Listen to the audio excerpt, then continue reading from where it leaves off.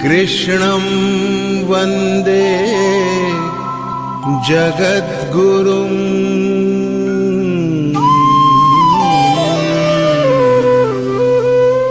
ईश्वर भक्ति भाव से बहती संस्कारों की धारा, भारत माँ की सेवा में गीता परिवार हमारा, गीता परिवार हमारा। ईश्वर भक्ति भाव से बहती संस्कारों की धारा, भारत माँ की सेवा में गीता परिवार हमारा, गीता परिवार हमारा। जय भारत माँ, जय गीता माँ, जय भारत माँ, जय गीता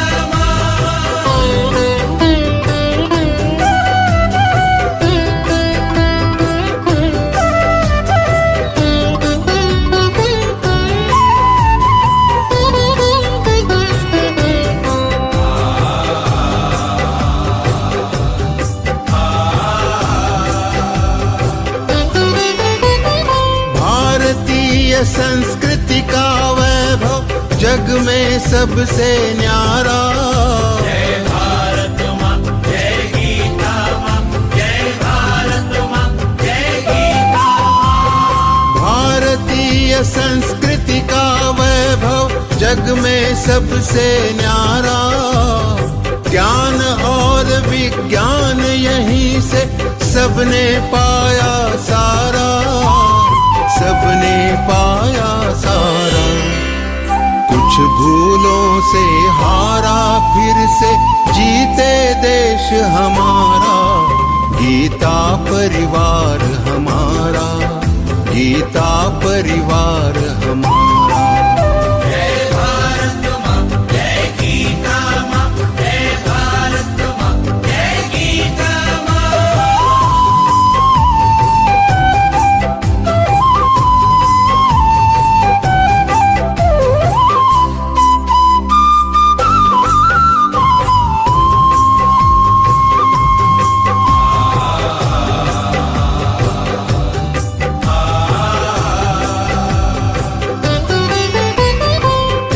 शील सेवा व्रतधारी युवा जगे पुरुषार्थी।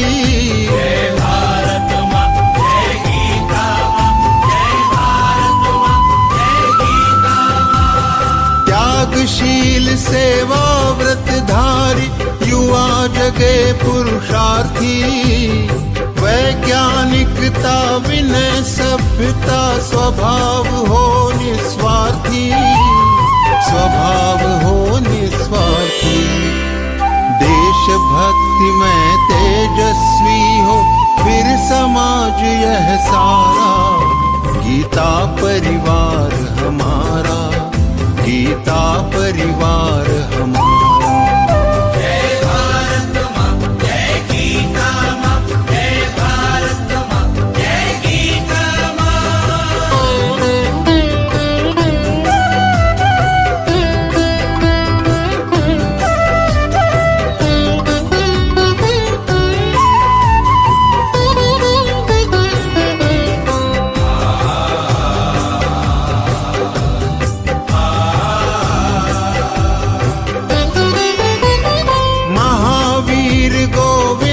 शिवाजी बुद्ध गगन के तारे। जय भारत माँ, जय गीता माँ, जय भारत माँ, जय गीता माँ। महावीर गोविंद शिवाजी बुद्ध गगन के तारे। परंपरा की पुण्य चेतना उर में हम सब धारे, उर में हम सब धारे। बाल हृदय में उसे जगाकर जगे देश यह सारा, गीता परिवार हमारा, गीता परिवार हमारा। जय भारत माँ, जय गीता माँ, जय भारत माँ, जय गीता माँ।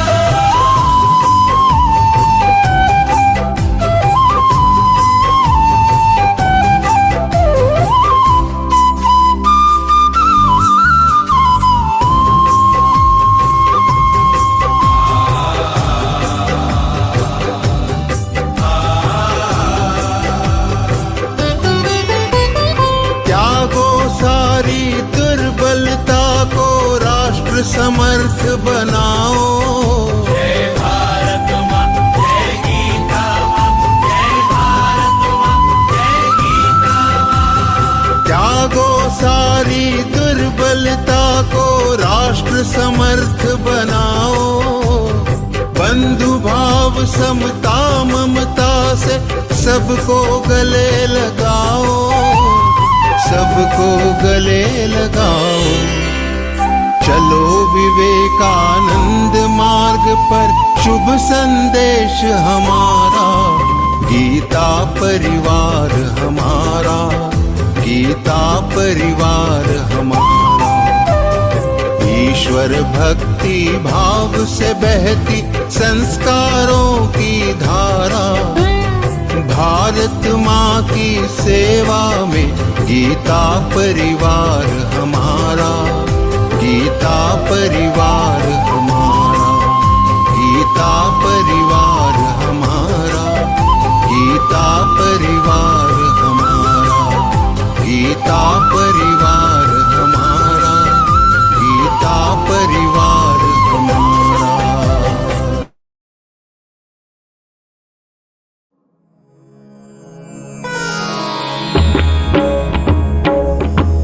श्री गुरु चरण सरोज रज निज मनु मुकुरु सुधारी। बरनउ रघुबर विमल जसु जो दायकु फलचारी। बुद्धिहीन तनु जानिके सुमिरौ पवन कुमार।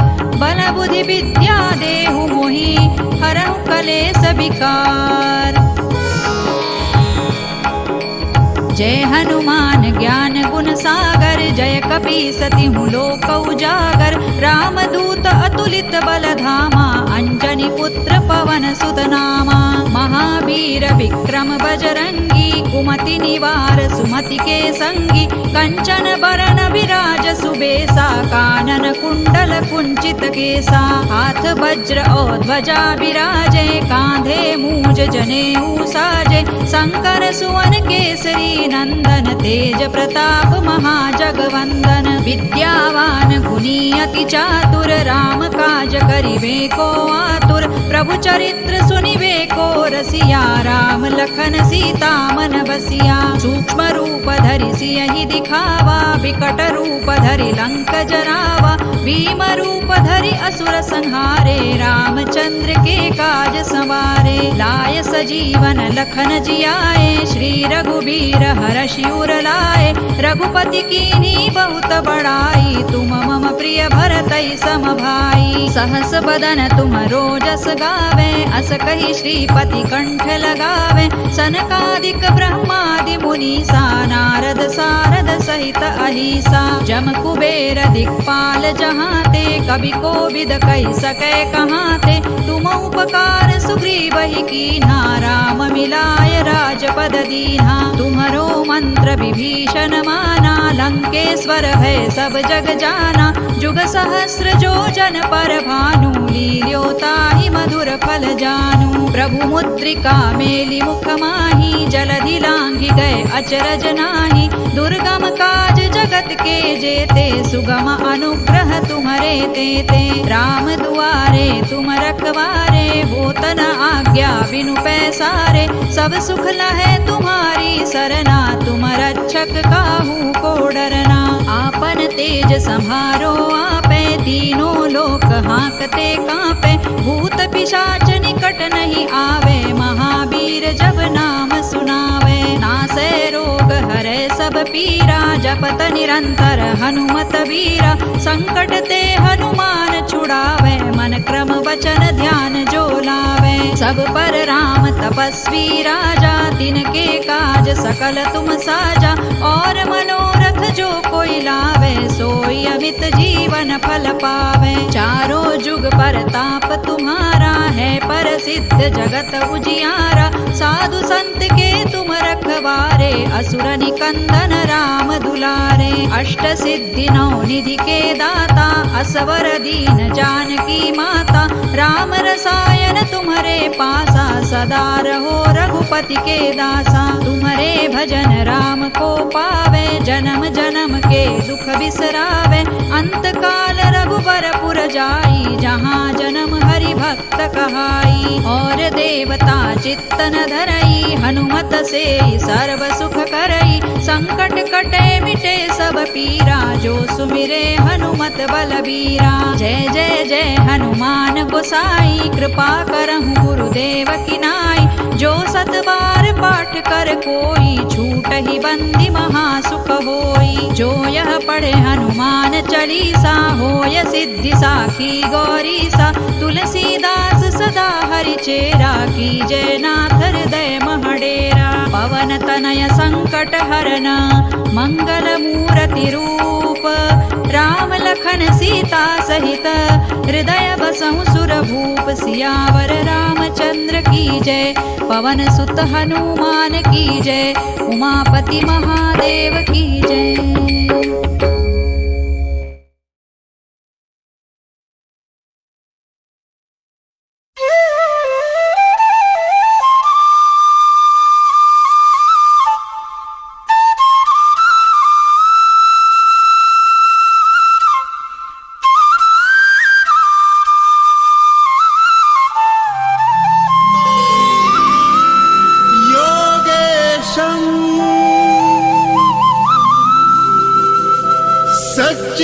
सच्चिदानन्दं वासुदेवं व्रजप्रियं धर्मसंस्थापकं वीरं कृष्णं वन्दे जगद्गुरुं।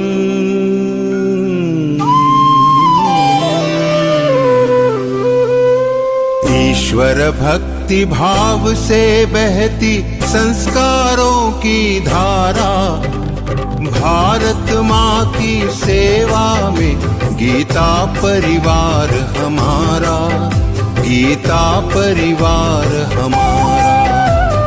ईश्वर भक्ति भाव से बहती संस्कारों की धारा, भारत माँ की सेवा में गीता परिवार हमारा, गीता परिवार हमारा। जय भारत माँ, जय गीता माँ, जय भारत माँ, जय गीता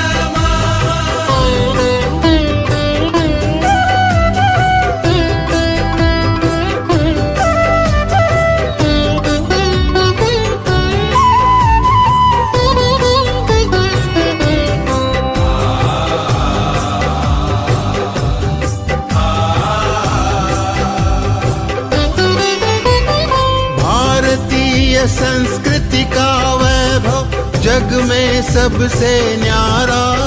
जय भारत माँ, जय गीता माँ, जय भारत माँ, जय गीता माँ। भारतीय संस्कृति का वैभव जग में सबसे न्यारा। ज्ञान और विज्ञान यहीं से सबने पाया सारा, सबने पाया सारा। कुछ भूलों से हारा, फिर से जीते देश हमारा, गीता परिवार हमारा, गीता परिवार हमारा।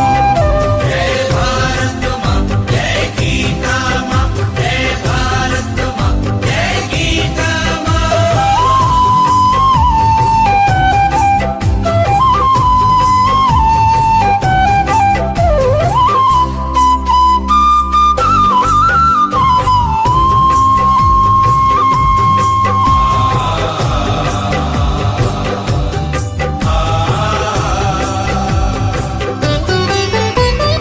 त्यागशील सेवा व्रतधारी, युवा जगे पुरुषार्थी। जय भारत माँ, जय गीता माँ, जय भारत माँ, जय गीता माँ। त्यागशील सेवा व्रतधारी, युवा जगे पुरुषार्थी। वैज्ञानिकता विनय सभ्यता, स्वभाव हो निस्वार्थी, स्वभाव हो निस्वार्थी। भक्ति में तेजस्वी हो, फिर समाज यह सारा गीता परिवार हमारा, गीता परिवार हमारा। जय भारत माँ, जय गीता माँ, जय भारत माँ, जय गीता माँ।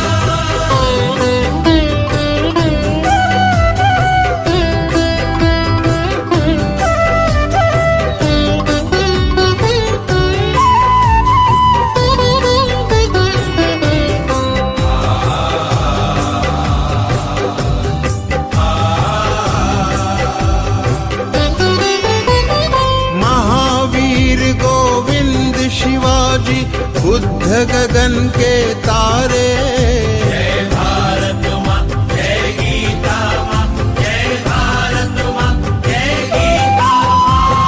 महावीर गोविंद शिवाजी बुद्ध गगन के तारे, परंपरा की पुण्य चेतना उर में हम सब धारे, उर में हम सब धारे।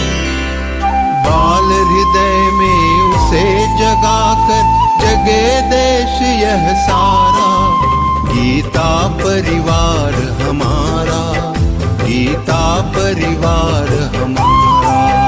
जय भारत माँ, जय गीता माँ, जय भारत माँ, जय गीता माँ।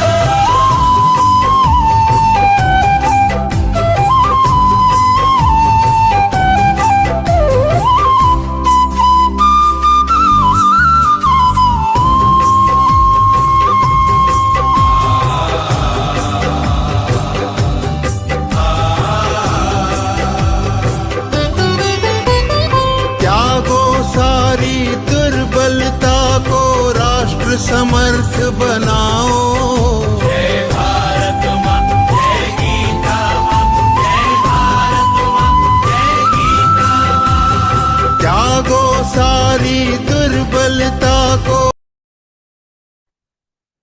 Jai Shri Krishna. A very warm welcome to all the participants. On behalf of Geeta Pariwar, I, Dhanushri Mehta, invite you all for today's Viveshan Satra of New but yet enlightening session of Chapter 8, Adhyay, Interpretation First Part, where you will learn the shlokas this week and you will come to know the deeper meaning of yoga or indestructible Brahma. Now let's join our hands, ready for the prayer. Prayer is a form to connect with God and seek blessings for oneself and for others too. It enlightens individuals more mindful and grateful and make environment positive for the prayer. Today I would like to welcome Pradeep Kumar Manotraji from Parwano, Himachal Pradesh. Retired civil engineer, serving as a co-trainer in all the 4 levels, mentor in L1 and L2, serve as technical assistant, also examiner in Jignasu and Pathak examination, also in part of groups, calling groups. Joined Geeta Pariwar in December 2020. Welcome, Paya.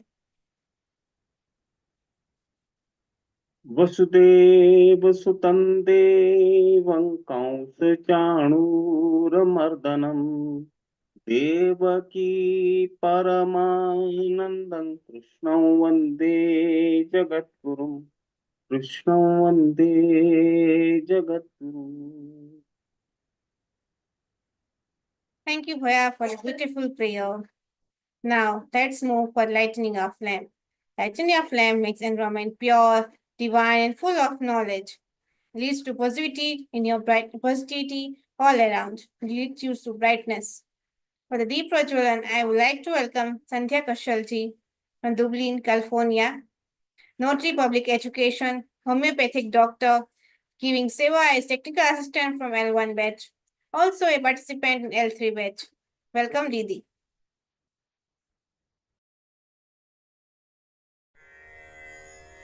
निषिद्धैरप्येभिर्लुलितमकरन्दो मधुकरैः करैरिन्दोरन्तश्छुरित इव सम्भिन्नमुकुलः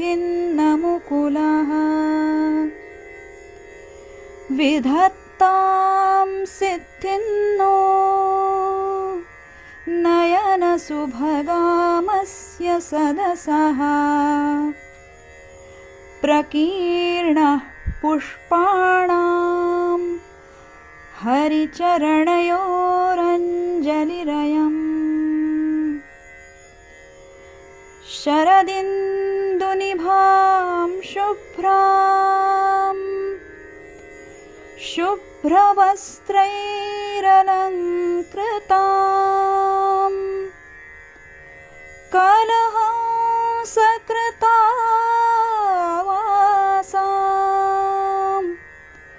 वरदां शारदां नुमः. Thank you, Didi, for divine and beautiful deep Prajwalan. New 38th L1 batch starting from 21st February, just 5 days to go. Share it to your friends, relatives, and make them part of divine learning of Bhagavad Gita. Moving forward, now we have reached to the most awaited and more anticipated part of our session. Our distinguished speaker of the day, Vikas Vaidya, qualified BMA and BGDM, NRI for 12 years, have traveled all over the world, owning a IT company, staying in Pune. And you will all be surprised to know that Bhaiya knows languages like Hindi, Marathi, English, Indonesian, Malaysian, and Spanish. Recite all 18 adhyayas of Gita, Bhagavad Gita every day since last over 5 years. Trainer in Gita Pariwar from L1 to L4. Involved in trainer selection and training from L1 to L4. Involved in teaching and revision of Vishnu Sahasranam as a part of Pune Gita Pariwar. Also guiding students of Gitarvati to prepare for Shrungeri Peeth Gita exam. It's our honor to welcome you, Bhaiya. Jai Shri Krishna.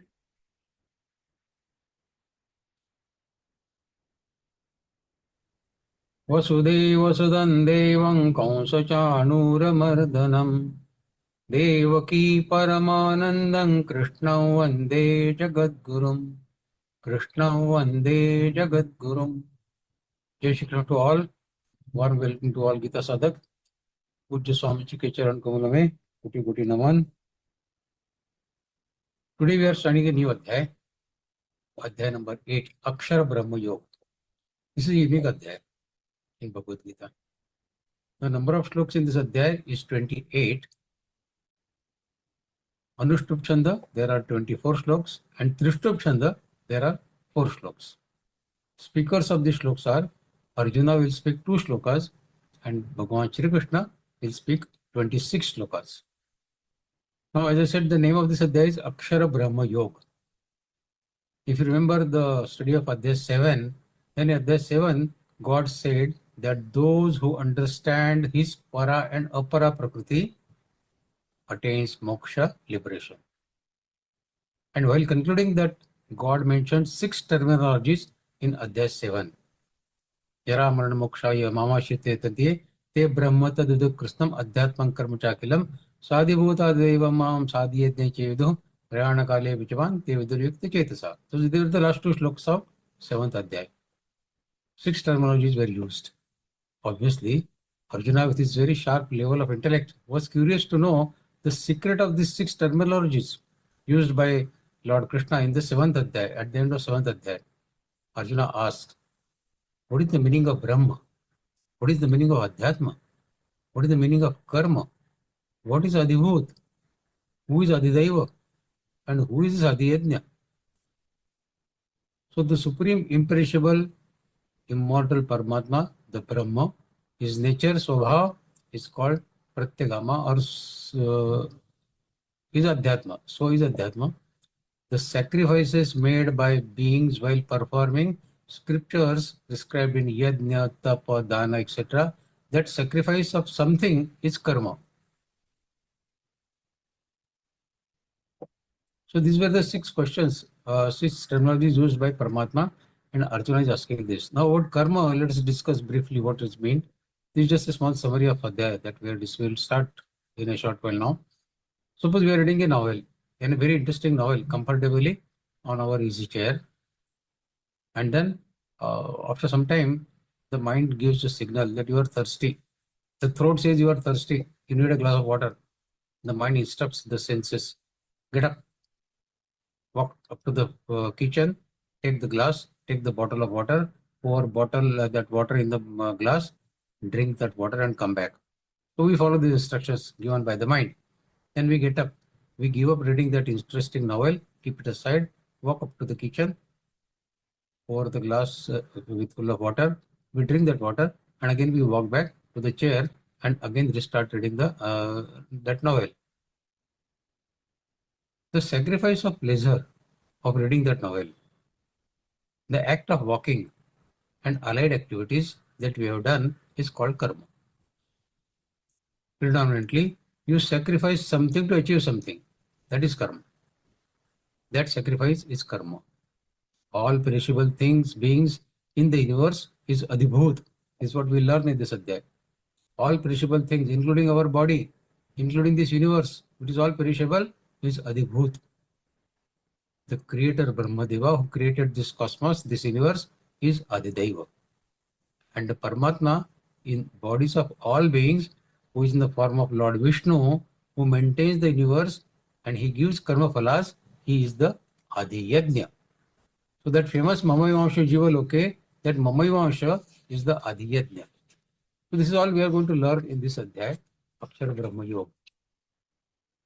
Now one who understands these different terminologies, different roles of God in our body, Adidaiva, Adiyajna, Adibhut, all that, and contemplates on these, knowing his immeasurable reach as Sarvavapi, all pervading, at the final moments of his life, when he's breathing his last on this earth, he attains Paramatma.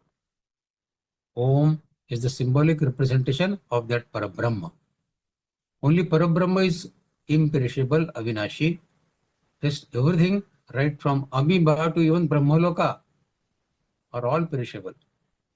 Knowing this, one who leaves this mortal world in Uttarayan, that is called the Prakash Marga, he attains moksha, and one who follows the path of Dakshinayan, that is the path of darkness, he has to come back in this cycle of birth and death. This is what we are going to learn in this adhyay. The knowledge imparted by Shri Krishna in this adhyay is transcendental, supreme, incomparable.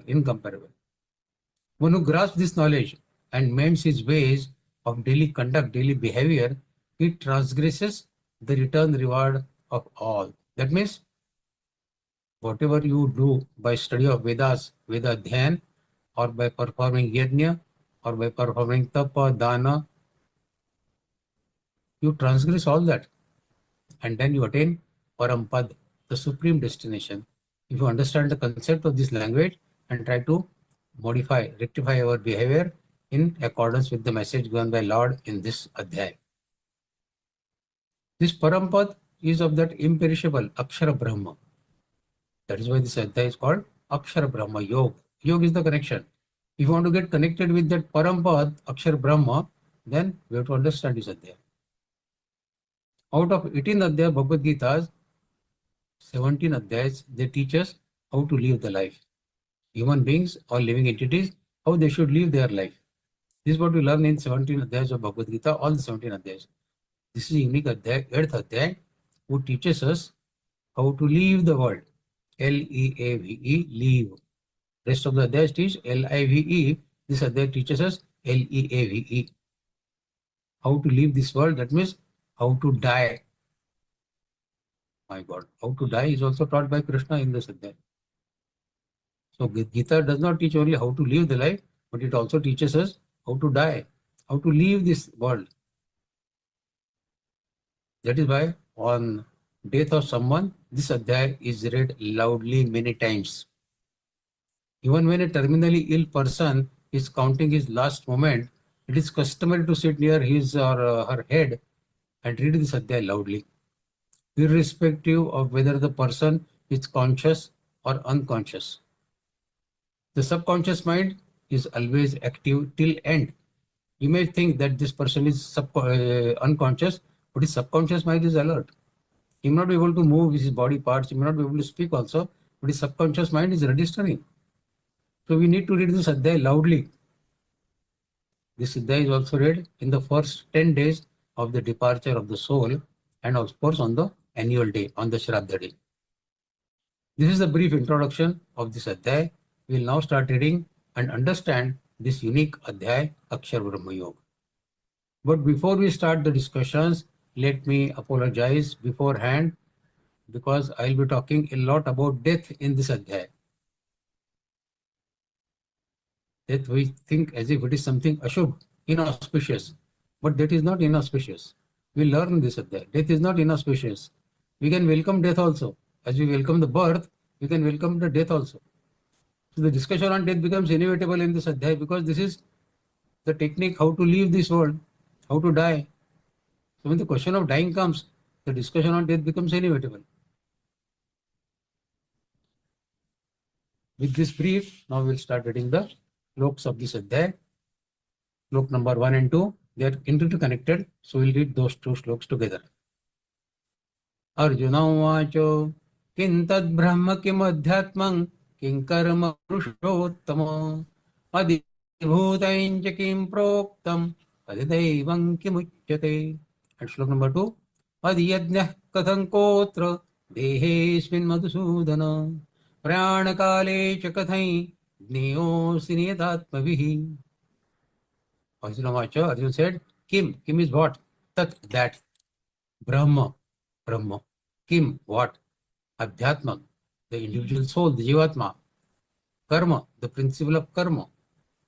Purusha Uttama. Purusha Uttama is the Shri Krishna, the Supreme Divine Personality, God. Adhibhutam, the material manifestation of the God, Adhibhuta. Proktam is called. Adidaivam, the Lord of celestial gods, Daiva, Adidaiva. Uchyate is called Adiyajna. Adiyajna is the Lord of all sacrificial performances, that means the Lord of all yajnas. Bhagavan Vishnu, Adiyajna. Katham, who? Ka means who? Atra, here. Dehe, in the body. Asmin is this. Madhusudana, Lord Krishna, the killer of Devan Madhu, that's why his name is Madhusudana. Prayanakali. Prayanakali is the moment of death, at the time of death. Katham, how? Jnanena. Jnanena is to be known. Asi, you are. Nitya Atmabhihi, by those who have controlled their senses, who have controlled their mind, who have a steadfast mind, they are called Nityabhi. So Arjuna is asking questions. His question is, Arjuna said to Supreme Lord Shri Krishna, what is Brahma? Kin tad Brahma? What is that Brahma? What is Adhyatma? And what is Karma? Kin tad Brahma kim Adhyatmam king Karma Purushottama? What is said to be Adhibhut? And who is said to be Adidaiva? Adhibhutanche kim proktam Adidaivam kim uchyate? What is this Adhibhut and Adidaiva? Adiyajna katham kotra dehesmin madhusudana. And who is this Adiyajna in this body? And how is he Adiyajna? Krishna, Prayana kale cha katham jnyosi netatmabhi. Krishna, how are you to be known at the time of death by those who are niyatatmabhi? That means who have got steadfast mind, who have restrained their senses and mind. So Arjuna is asking the question on behalf of those people who are yogis, not ordinary people like us, who have not been able to control their senses and mind, but those who have already controlled their senses and mind, how do they remember you at the last moment of their life when they are just dying? So these are the questions Arjuna is asking in these two shlokas. As we already discussed, at the end of 7th Adhyaya, Shri Krishna had introduced the terms like Brahma, Adhibhut, Adhyatma, Adidaiva, and Adiyajna, and Karma, of course. Arjuna is curious to learn more about these terms. Consequently, he raises 7 questions in these 2 shlokas. 6 of these 7 questions related to the terms which are mentioned by Shri Krishna in the 7th Adhyaya. The 7th question, Jnyosi netatmabhihi prayana kalechi. So that question is about the time of death, which Shri Krishna had himself in slok 30th of 7th Adhyaya, the last slok. Sadhibhuta devam mam sadhiyajneche vidu prayana kale pichaman te vidaryukta chetasa. He had said, the one who knows me all this in all these different roles, he attains me. He attains me. Those who realize me in Adhibhut, those who realize me Adidaiva, those who realize me in adhyatma and having steadfast mind, they realize me at the time of death. Now here Arjuna is specifically inquiring about the terminal state of a yogi, of a jnani. The question pertains to the state of that jnani, the one with yukta chetasa. Yukta chetasa, that means whose subconscious is complete in equilibrium and does not refer to the ignorant being. Ordinary people keep dying and dying every day. He is not asking on behalf of them. He is asking on behalf of a yogi or a jnani. So what is the process? What actually happens when a man of wisdom, a jnani, is about to relinquish his body? Arjuna is asking this question. Death is indeed so mysterious. It is only known to one who is actually going through the process of dying. What is death? People around a dying person can never ever know or understand what is happening to that one who is lying on the bed, on the deathbed. But has any person breathing his last ever been able to describe or narrate his experience of dying? For the one at the door of death is usually caught up in such a vortex of thoughts, distress, that he is not able to describe he is going through. An ordinary person with average intellect is fighting his own battle because no one wants to die. Till the last moment, people say, "Main marna nahi chahta, I don't want to die, I don't want to die." But then he breathes his last and he dies also. So nobody wants to die till the last moment.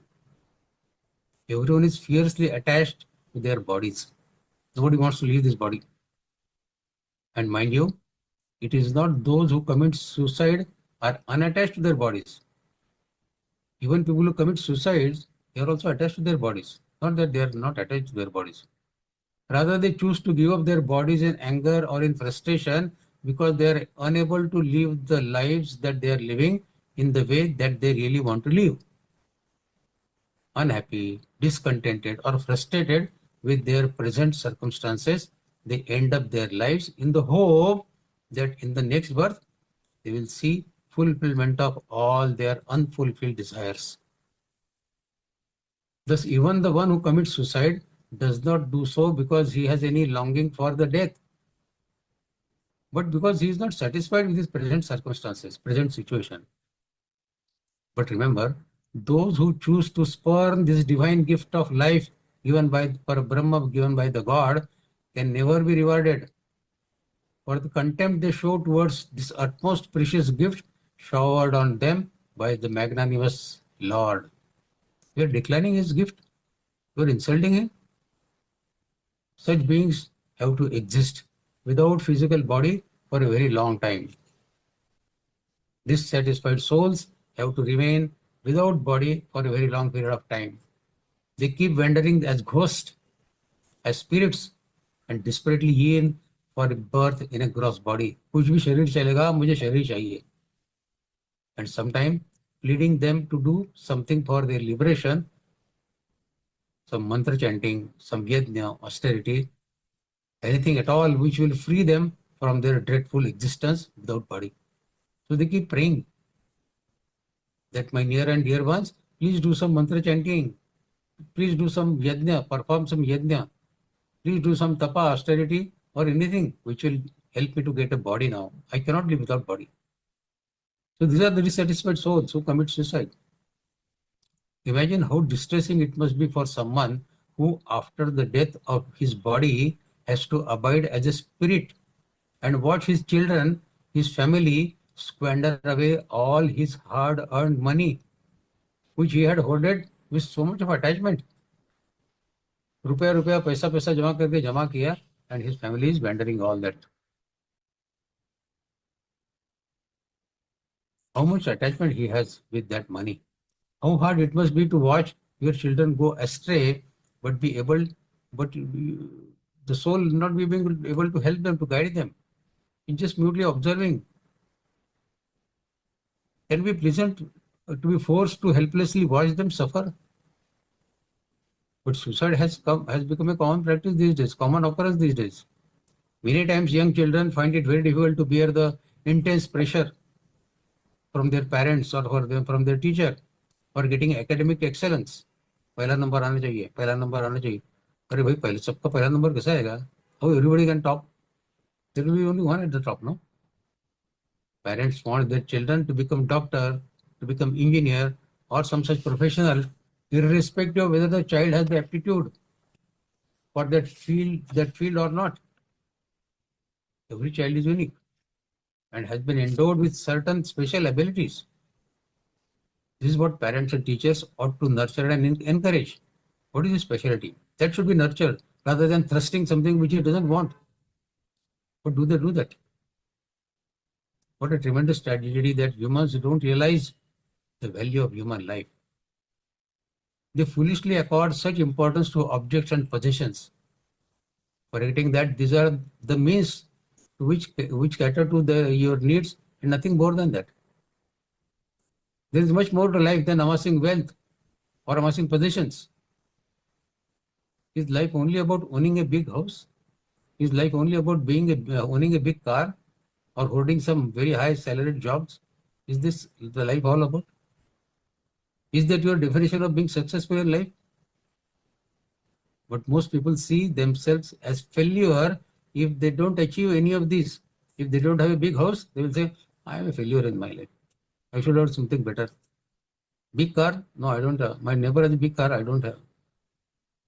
Attachment gives pain in life and inflict pain even after the death. Who makes you unhappy? My mother, my father, my child, my husband, my wife, my house, my car, my. You keep torturing yourself with these my and mine throughout your life till the end of life. Moreover, if this is what you will obsess about even when you breathe your last, is it any surprise that you will continue to suffer in your self-inflicted pain even after the death of your body? You are carrying that thought to the next life. Your next life also will be full of miseries only, because this is the thought you are carrying to the next life. Arjuna has raised the question of death. What is the agonal state of Jnani? What happens to him at the time of death? You also request to Lord to explain and throw the light on the 6 special terms used by Lord at the end of 7th Adhyaya. Which 6 terms? Brahma, Adhyatma, Karma, Adhibhut, Adhidaiva, and Adhiyajna. So let us see how Lord will start replying to Arjuna's questions. Slok number 3.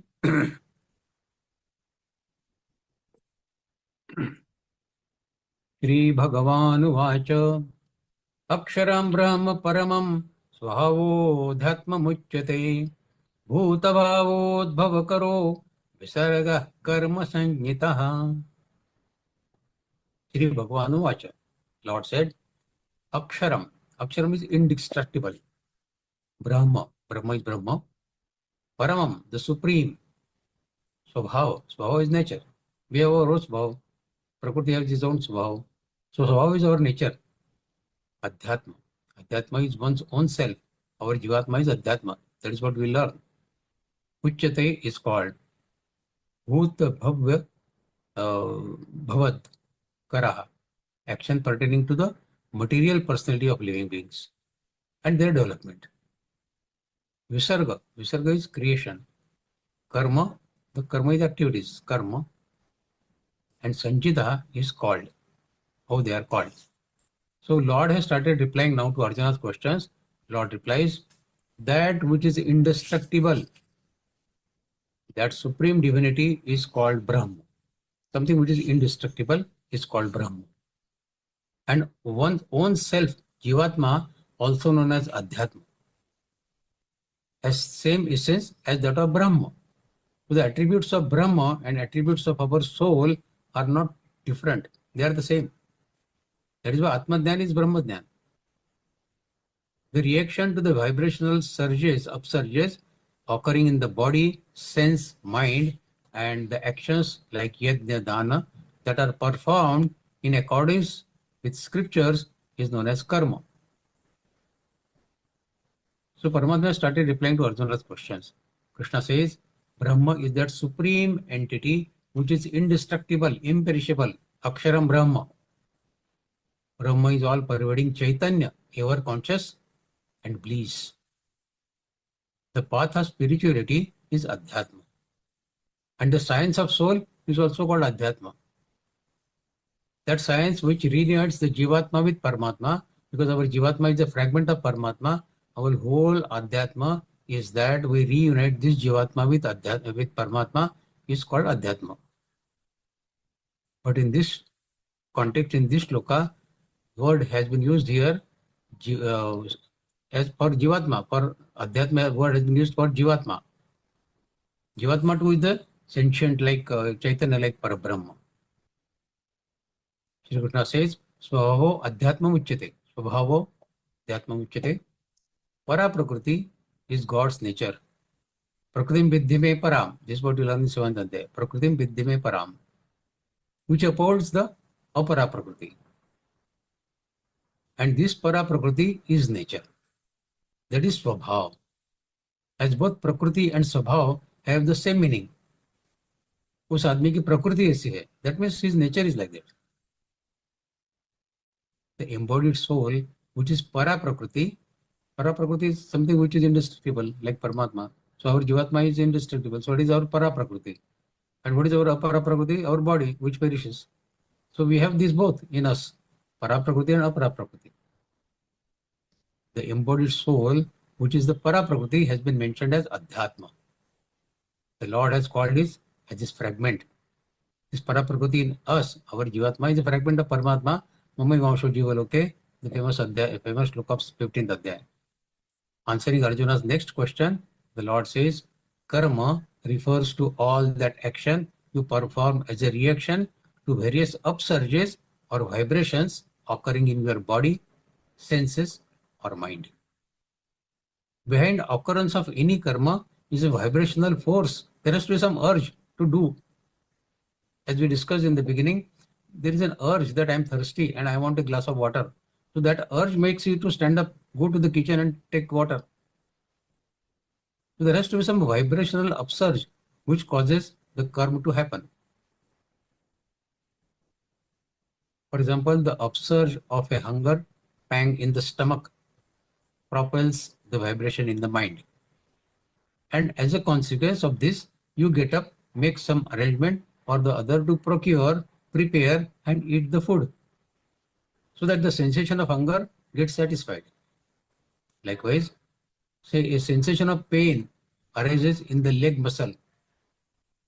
This then gets registered by the mind that the leg is paining. Then you ask someone for medicine. And this involves getting up, walking, speaking, which in turn is a reflection of movement occurring in your limbs and in your tongue. You speak, you walk. Then this upsurge to help arises in the mind of a person who listens to your word, to your request. कि भैया मेरे को थोड़ा medicine ला के दो. Please help me to get some medicine for my leg. Thus he goes to a chemist then and fetches some medicine for you. Now the root cause of this entire chain of activities is that one muscle cramp which moved your brain, your tongue and so on. But one has to sacrifice something to get the karma performed. It may be your time, sacrificing your energy, sacrificing your comfort. Some sacrifice has to be done for karma getting performed. Thus, karma refers to all activities happening as a consequence of vibration, the upsurge arising in the body, senses, or the mind. This is one definition of karma. The other refers to the activities done in accordance with what is stated in the scriptures. Charity, yajna, serving sages or serving guru, respecting parents, elders is also karma. The Lord's action of creation of universe is the earliest, the first karma from which the tradition of karma has continued. So the first karma performed in this universe is the karma performed by Lord who created the universe. But for creating universe, what did the Lord sacrifice? He sacrificed his loneliness. He was alone and then he created billions and billions of living entities. billions and billions of non-living entities. So he sacrificed his loneliness. His Nirgun Nirakar form he sacrificed and created the universe. So the first karma is created, performed by Lord himself. So it is clear that karma is sacrifice something to attain something. Even the God has to sacrifice something. Now looking at our own life, we consider sacrificing our time, energy, and above all, the peace of mind to attain, not God, to attain material pleasures. And that we call as karma. And we take pride in achieving that temporary pleasure,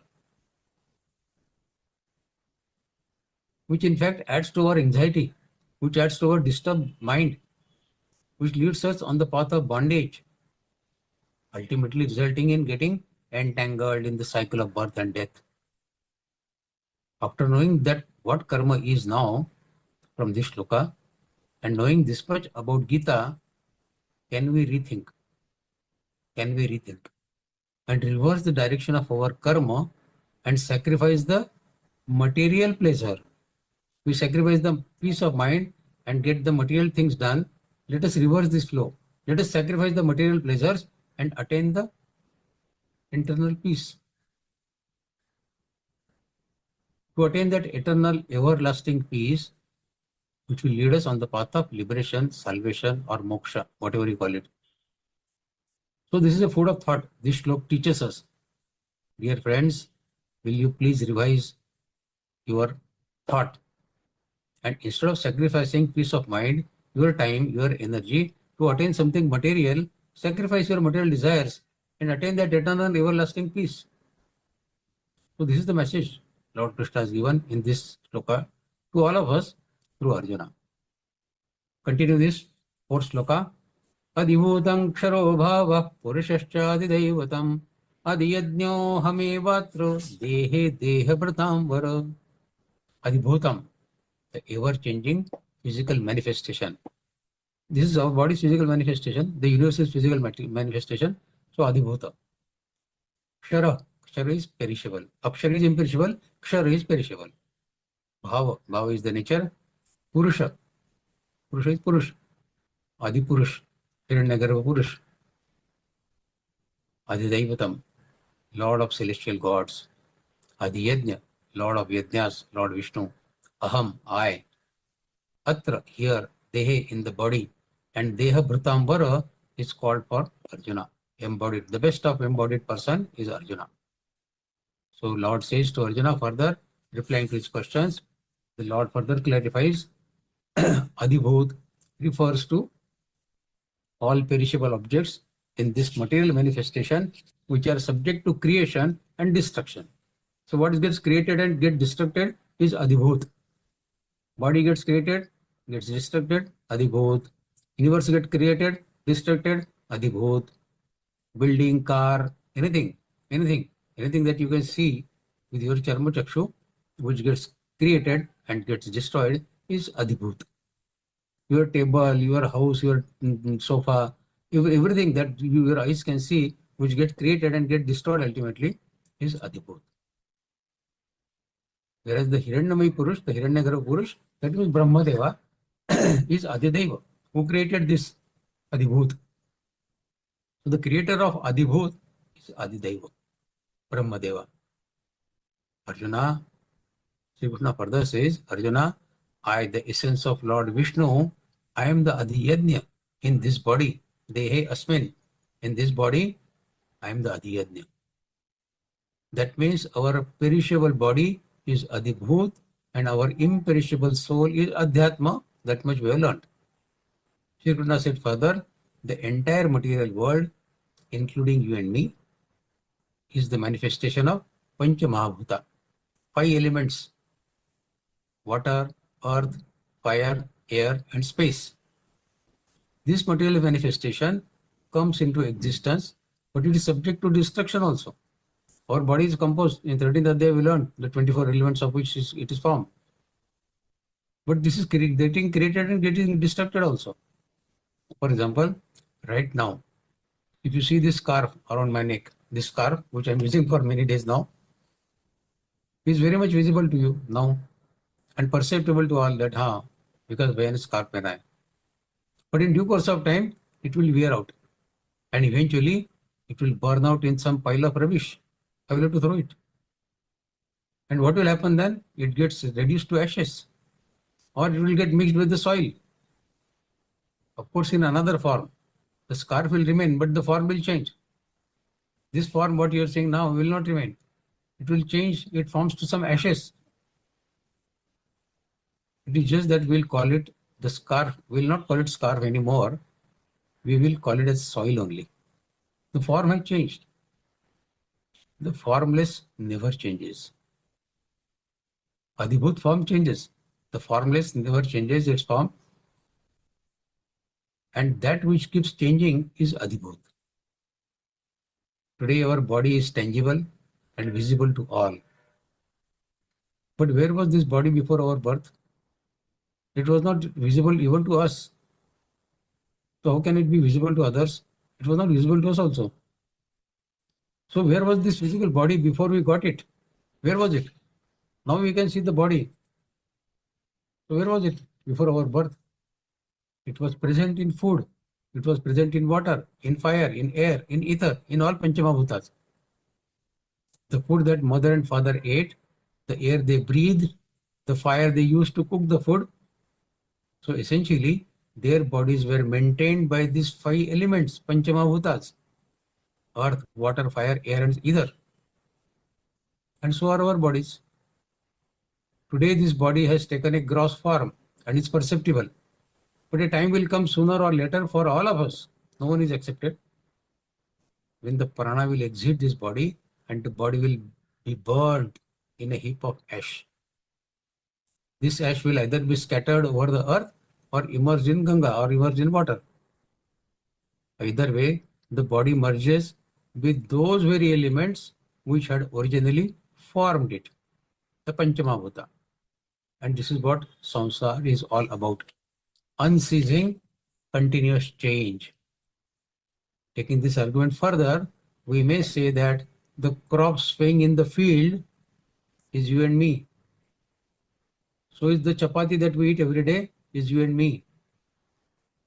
It has also come from Panchamabhuta. And once our body has gone to Panchamabhuta, you can imagine how this cycling has taken place. So how can you say that you are but an individual who has nothing to do with anything with anyone else? I am a separate individual. I have nothing to do with anybody else. In reality, we are connected to that crop of grains in the field.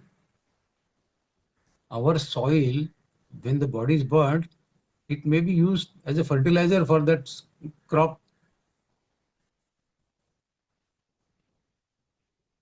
So the sun's heat, the light, to the clouds that provide us water, we are connected with all. We are connected to the farmers who grow the crops. We are connected to the retailer who stocks the grains, to the grocer from whom we purchase the grains, and so on. So we cannot say that I am independent, I have no connection to anybody. You are connected whether you want or you don't want. Because when your body has changed the shape, you don't know what your body has gone through.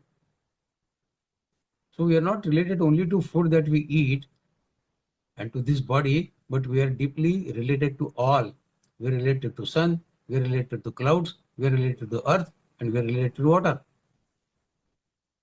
So are all in this universe. So we are all interconnected, that means. Adhibhut encompasses all that is created and gets destroyed and changed into another form. So our body is Adhibhut. So far as Adhiyajna is concerned, the Lord says, I am the Adhiyajna. Krishna says, I am the Adhiyajna. So how can one know the Parabrahma, which is Adhiyajna? And he says, Dehe Asmin, in your body, I am the Adhiyajna. He is in our body and we don't know. So how can we know the Parabrahma, which is Adhiyajna? So there is a process, a procedure to know and realize the Adhiyajna in our perishable body. One who goes through this process will get to know who is this Adhiyajna. Just by listening or reading loudly these words, Brahma, Adhiyajna, we will not come to know Adhiyajna. We have to realize by following certain process. Words are just words. You cannot ignite a piece of paper by just writing fire on it. If you write on a piece of paper fire, will the paper burn? Words are words only. You cannot drench a paper by writing water on it. Water. Will the paper get drenched?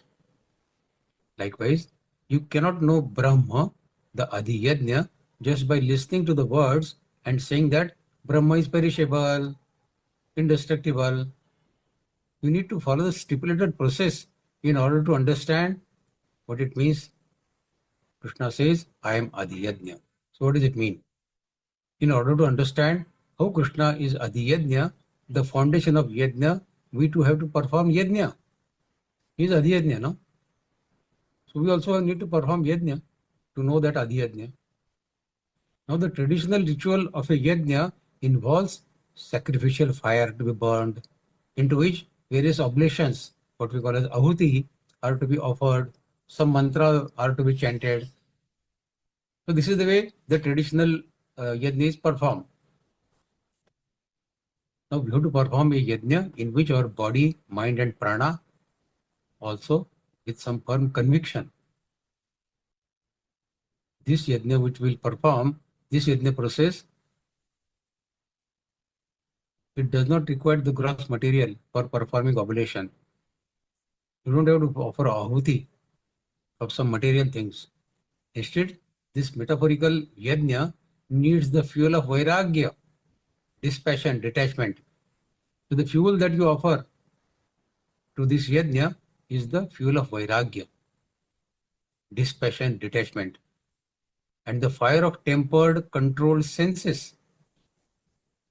Your senses are to be tempered and controlled, and with those controlled and tempered senses, the fire of those, you offer this oblation of Vairagya, dispassion, detachment. This is the way you perform your internal Yajna. The senses are withdrawn from their sense organs, and this is the offering made in the sacrificial fire. So this is the Yajna that we have to perform to know that Adhiyajna in us. You have to withdraw your senses from the material world. You have to control your senses and offer Vairagya, dispassion, detachment. This is the way to perform that Yajna. So this Yajna is performed by sitting body either in the Vajrasan or Siddhasan, or if you can do Padmasan, and thus seated, ignite the fire of tempered senses fueled by Vairagya. Once the fire is ignited, pour in offering of Pratyahara. Pratyahara is what? All senses are to be brought back home. They are fully the Sparsha, Rupa, Rasa, Gandha. All the senses are to be withdrawn from the sense objects. Next, the steeled mind and the prana will be the mantras needed for this yajna. Now, what does it mean to bridle and steel our prana? Awakening of dormant energy and taking prana through pranayam to the Sushumna Nadi and then directing it upwards towards the crown chakra. Crown chakra is here at the top of our skull, at the top of our head. This is what is stilling, harnessing prana means. So we do pranayam and try to establish prana here at our crown chakra. So the steps followed in process of doing Adhiyajna are: first asana, Vajrasan, Siddhasan or Padmasan, then Pratyahar, withdrawal of senses from sense objects, and pranayam. And once that dormant energy is awakened by following these three processes and prana is established in our crown chakra, once the mind is steeled, then this smokeless incandescent fire of Tattva Jnana, knowledge of super essence, absolute truth, starts shining in all its magnificent glory. But after revealing this essence of Brahma, this fire also cools down. Like the fire of Yajna cools down, this internal Yajna that we are doing, this fire also cools down after knowing the Brahma, after revealing the essence of Brahma. All that is left is only Brahma. We go out of existence. What remains is only Brahma. And that is what remains is Adhiyajna. So process we have followed. at the end of process, when this process has revealed the essence of Brahma and the process has cooled down, what remains in us, that is Adhiyajna. So to recapitulate, Yajna performed with the ingredients of dispassion, tempered senses, offering up senses withdrawn from the sensory objects, steeled mind, and steeled prana. This is the process of knowing Adhiyajna situated in our body. Now contrast this with our present situation, present condition, wherein we even don't know how to properly and correctly sit, how to subjugate our senses, how to restrain them. So following all this procedure to know Adhiyajna is not so easy. First, we need to learn all these techniques of controlling our body first, then senses, then mind, everything. One small story. There was a renowned yogi in a village. He had many disciples, many shishyas. Once a fresher came to join him and he requested to this yogi that, Yogi ji, I want to learn yoga from you. I have done some initial preparation. I know what is yoga, but I need to perfect my understanding and my techniques. So I want to learn from you. The yogi said, fine, I will accept your request. But before that, you have to carry out a small task for me. The fresher replied, of course, I will complete any task that you ask me to perform. I will complete whatever you ask me to do because I am very keen to learn yoga from you. The yogi said, okay, fine. Then yogi handed over to him a small closed box to that man and said that you have to deliver this box to my friend yogi who stays some 4 or 5 kilometers from this place. And mind you, you have to go non-stop as this is urgent. The man said, oh, this is the task. Very simple. I will just go and give it to him. No problem. Very easy task you are giving me. I will deliver this box and come back quickly. Then you tell me yoga.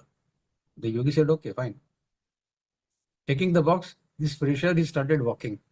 It was hot summer afternoon. And after completing half the distance, he was little tired and thought of taking rest for some time in the shadow of a dense tree. After sitting there, he started thinking, what will be contained in this box? Got curious. This box I have to deliver to that yogi. What is this contained in the box? Can I just open and see and then I will close it? I will not take out anything from this. Even if there is a diamond inside, I will not take it. I will just open and see what is there inside. So no one will come to know that I have opened it. As soon as you opened the box, a small rat jumped out from the box and vanished in the bushes. This fellow got scared. He hurriedly closed the box and started walking again. Finally, he delivered the box where it was to be delivered and came back to the yogi and said, Yogi ji, I have completed your task. Now can you teach me yoga? The yogi ji said, I know you got tired on the way and instead of going non-stop, which I had asked you to do, you rested on your way. That means you cannot control your body. Then you were curious to know the contents of this box. And when that rat fled away, you delivered the empty box to my friend. That means you could not control your mind and senses. Now tell me, do you think with no control on body, with no restraint on mind and senses, do you think you are ready to take lessons in yoga from me? Please complete the basic prerequisites of yoga before you come for learning. And then come to me. It is not for everybody and anybody to start yoga without preparation and without completing the basic conditions. So this is what yoga is. We have to qualify ourselves to become a yogi. Anybody and everybody cannot become yogi. In the next few shlokas, Shri Krishna will elaborate this journey and this process of how to arrive at the point where you can get first-hand experience of the Adhiyajna in us. Further, slok number 5.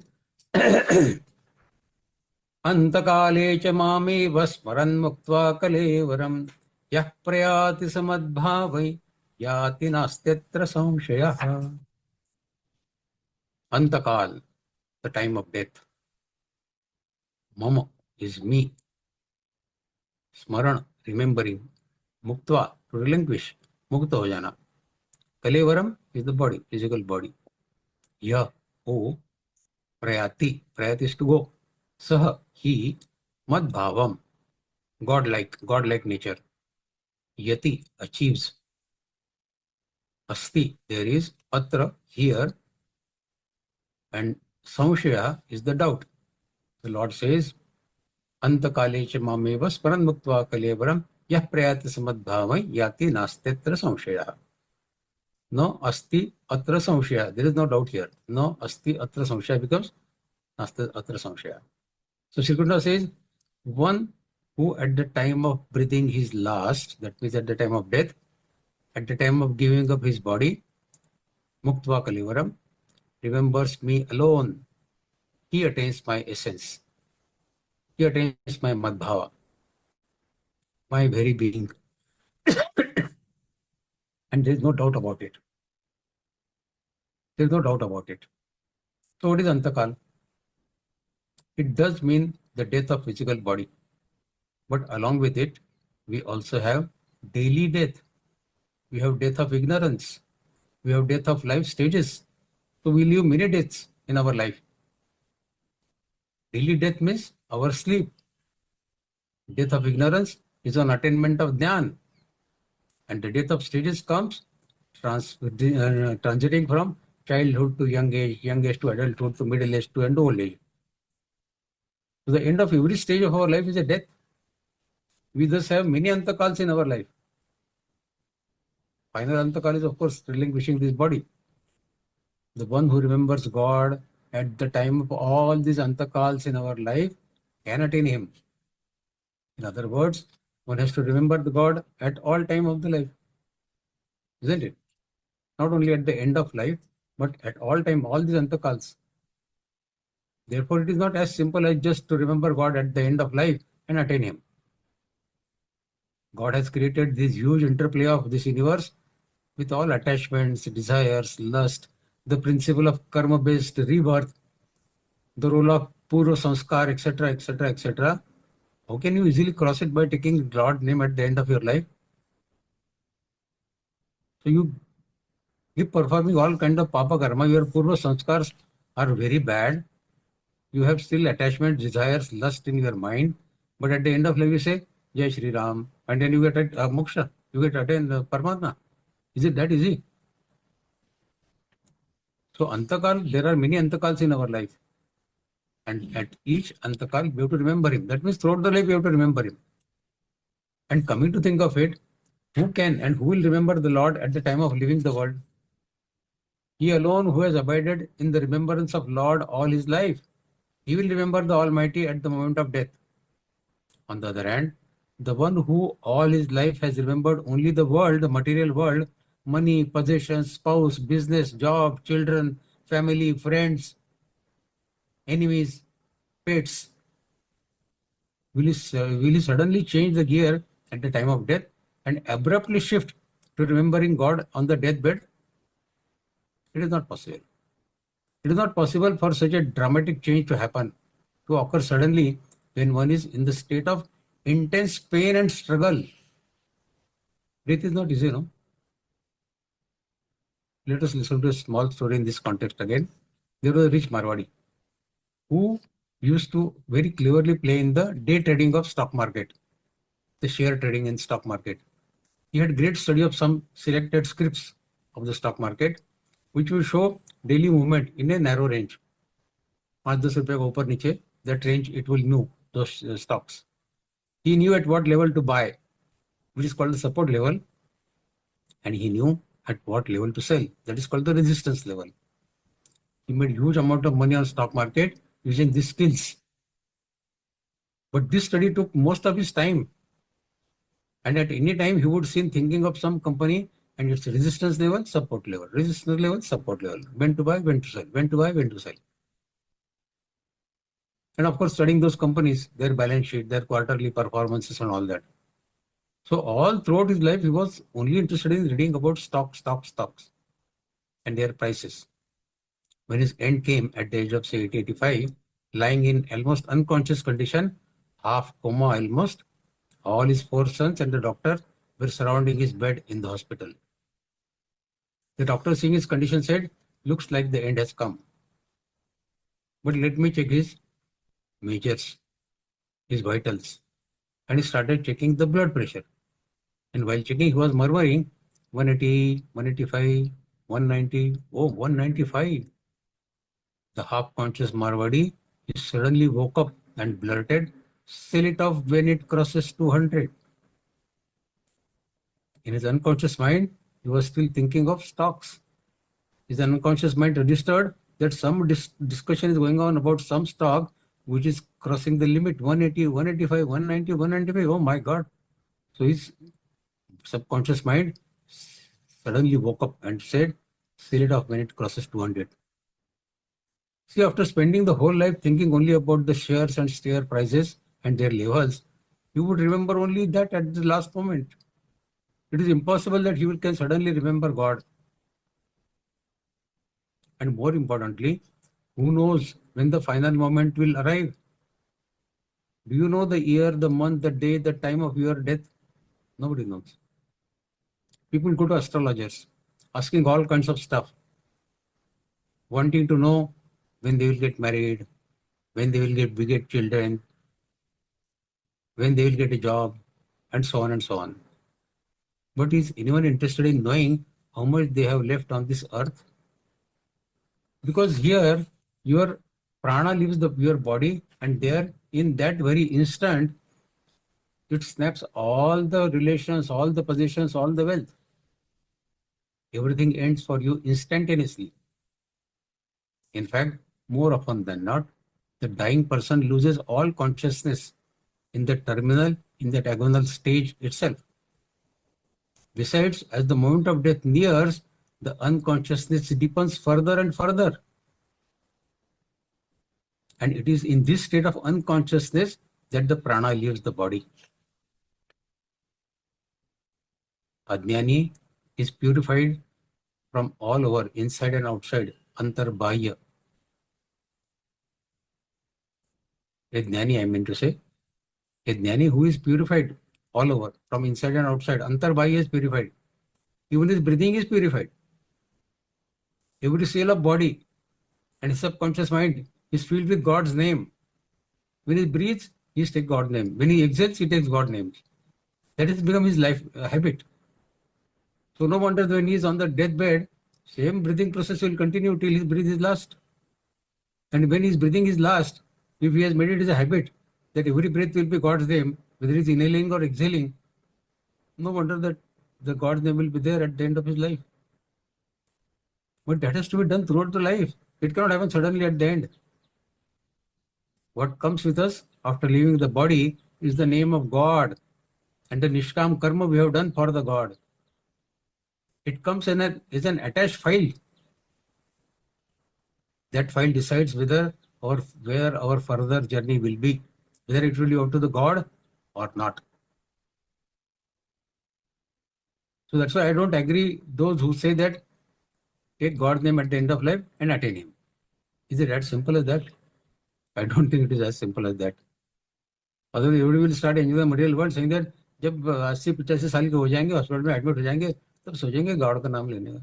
Why to waste our time around? This will be foolish. Nobody can take God's name at the end of life suddenly, unless you train your mind to do it. Unless you educate your mind to go in the path of spirituality, this cannot happen at the end of life. You will be creating more and more of attachments which will cause rebirth only, not mukti or salvation. Therefore, fully understand the concept of attainment of God. We need to engage ourselves in our spiritual sadhana practice throughout the life. And as I said, every body cell and our subconscious mind should get filled with the God's name. This is the purpose of our spiritual sadhana. Then there is no more requirement of taking His name while breathing our last. It will come automatically. The God will be readily welcoming us happily, whether we take His name or not. Let us do one more thing. See, we keep torturing, we keep touring many places in our life. छुट्टी मिल गई तो we go to Mussoorie, Nainital, Dehradun, Kashmir, all those places, hotspots on our holidays. But can we think and decide one more place to visit? Visit the dying, those in the terminal stage of their lives. See them, observe their stage, their state, and see what happens when the dying person breathes his last. How many are conscious and aware? How many are aware? And how many are aware through which door the prana is exiting? Sri Krishna says, if you remember me at the time of your death, undoubtedly you will attain me. But again, the million dollar question is, do you know the time of your death? It is so common to hear of someone dropping dead suddenly at a party. He is enjoying his drink and he collapses. Did he know one moment earlier that he is going to die? Somebody dies in the office doing some work or getting killed on the spot in an accident. Did such people have any inkling that they would die suddenly on that very day? Only those who lead their lives with awareness get an indication of their impending death. They get a cue around 2 years before the D-Day. And this becomes more and more clear in the last year of their life, when the end starts coming near and near. It becomes more distinctly clear to them, yes, I am approaching the death.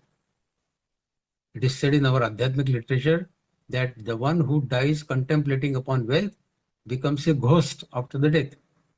The one who dies remembering his children, he gets the pig's life. On the contrary, the one who breathes his last in divine remembrance of the God attains that very supreme divinity. Lesson to us is, we should live our life consciously and also die consciously. That is what this Adhyay teaches us. You are living your life consciously, okay, understood. But learn how to die. Learn how to die consciously. Further, next shloka, shloka number 6. Sri Krishna further elaborate on this discussions.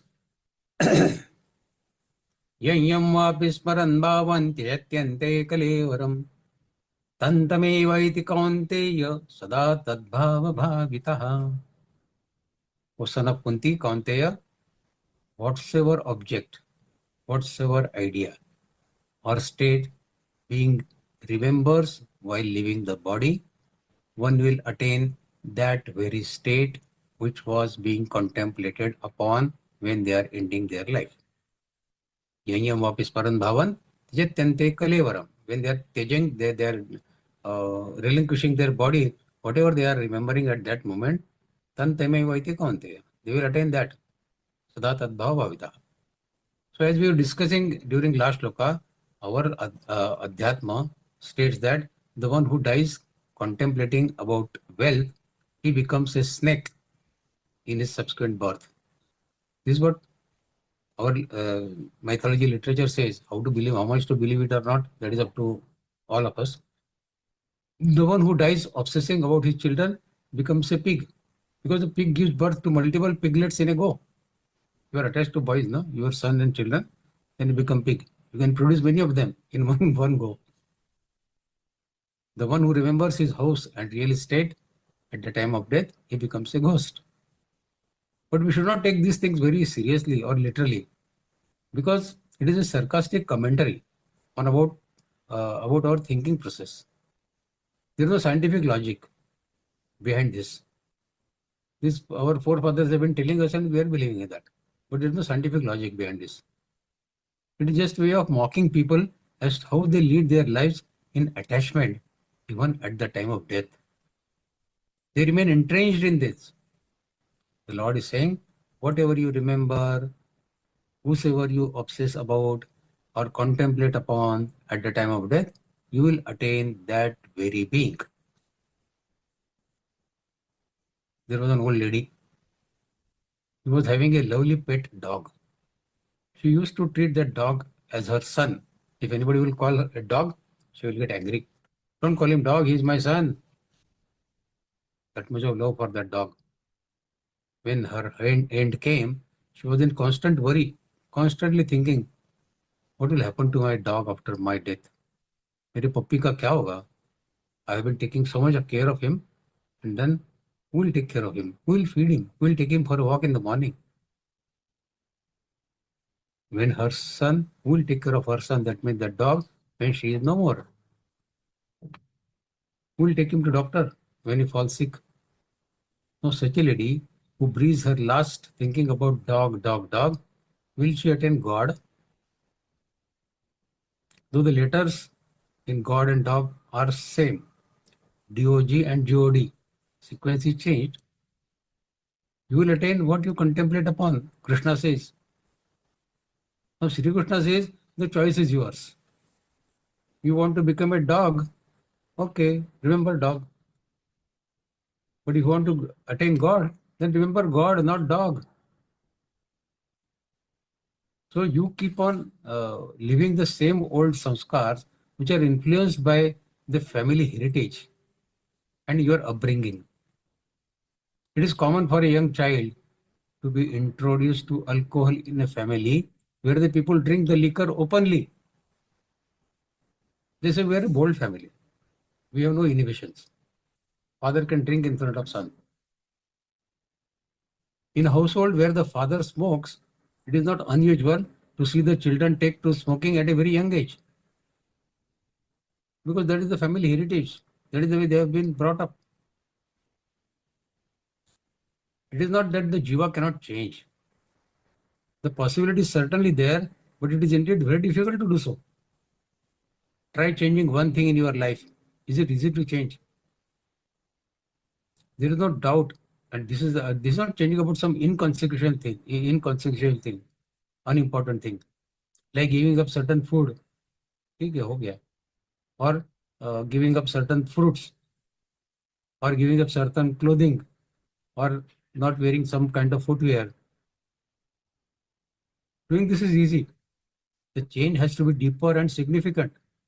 For example, can you change your animosity towards a person whom you have been hating the most and change that sentiment to love? Can this drastic change you can implement in your life? Or become detached to a person you are attached the most lovable person for you in your life. Can you get detached from him? Is it easy? Can you do it? But only a handful manage to change their attitude, habits, and beliefs. Not everybody can do it. So create your own identity. You have to live your life consciously and with awareness. Only or you will be able to bring about transformation in your life if you can do this. Otherwise, you will continue to live the way your family has brought you up. You will not do any improvement in yourself unless you change yourself, thinking that this is my life, I will decide how to live it. Okay, to continue this discussion further, now Paramatma says in slok number 7, says, Yayam vapis param bhavan tejatante kalevaram, tantame vedi kaunte sada tad bhavavta. This slok is important now, 7th slok. Tasmat sarveshu kaleshu mamanusmari yudhyacho mayyarpitamano buddhir mame vashyasya samshayam.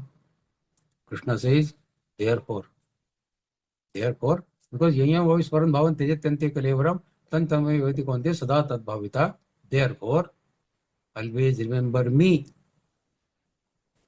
Always remember me. Tasmat sarveshu kaleshu mamanusmara. But only remember me? No. Yudhyacha. Perform your kartavya karma also. Perform your prescribed duty as well.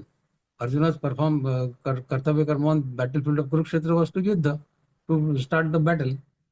So for him the message is Yudhyacha. For us the message is keep performing your kartavya karma, your prescribed duty, and keep remembering me also. Mahamanusmar Yudhyacha. Very, very important charan of Bhagavad Gita. Mahamanusmar Yudhyacha. Krishna says, therefore, always remember me and also do your duty of fighting the war. Mamanusmar Yudhyacha. with mind and intellect surrendered to me. That means, Mayyar Pitamano Buddhir. Mame Vaisasya Samshayam. You will definitely attain me, and there is no doubt about it. This is a guarantee from Lord.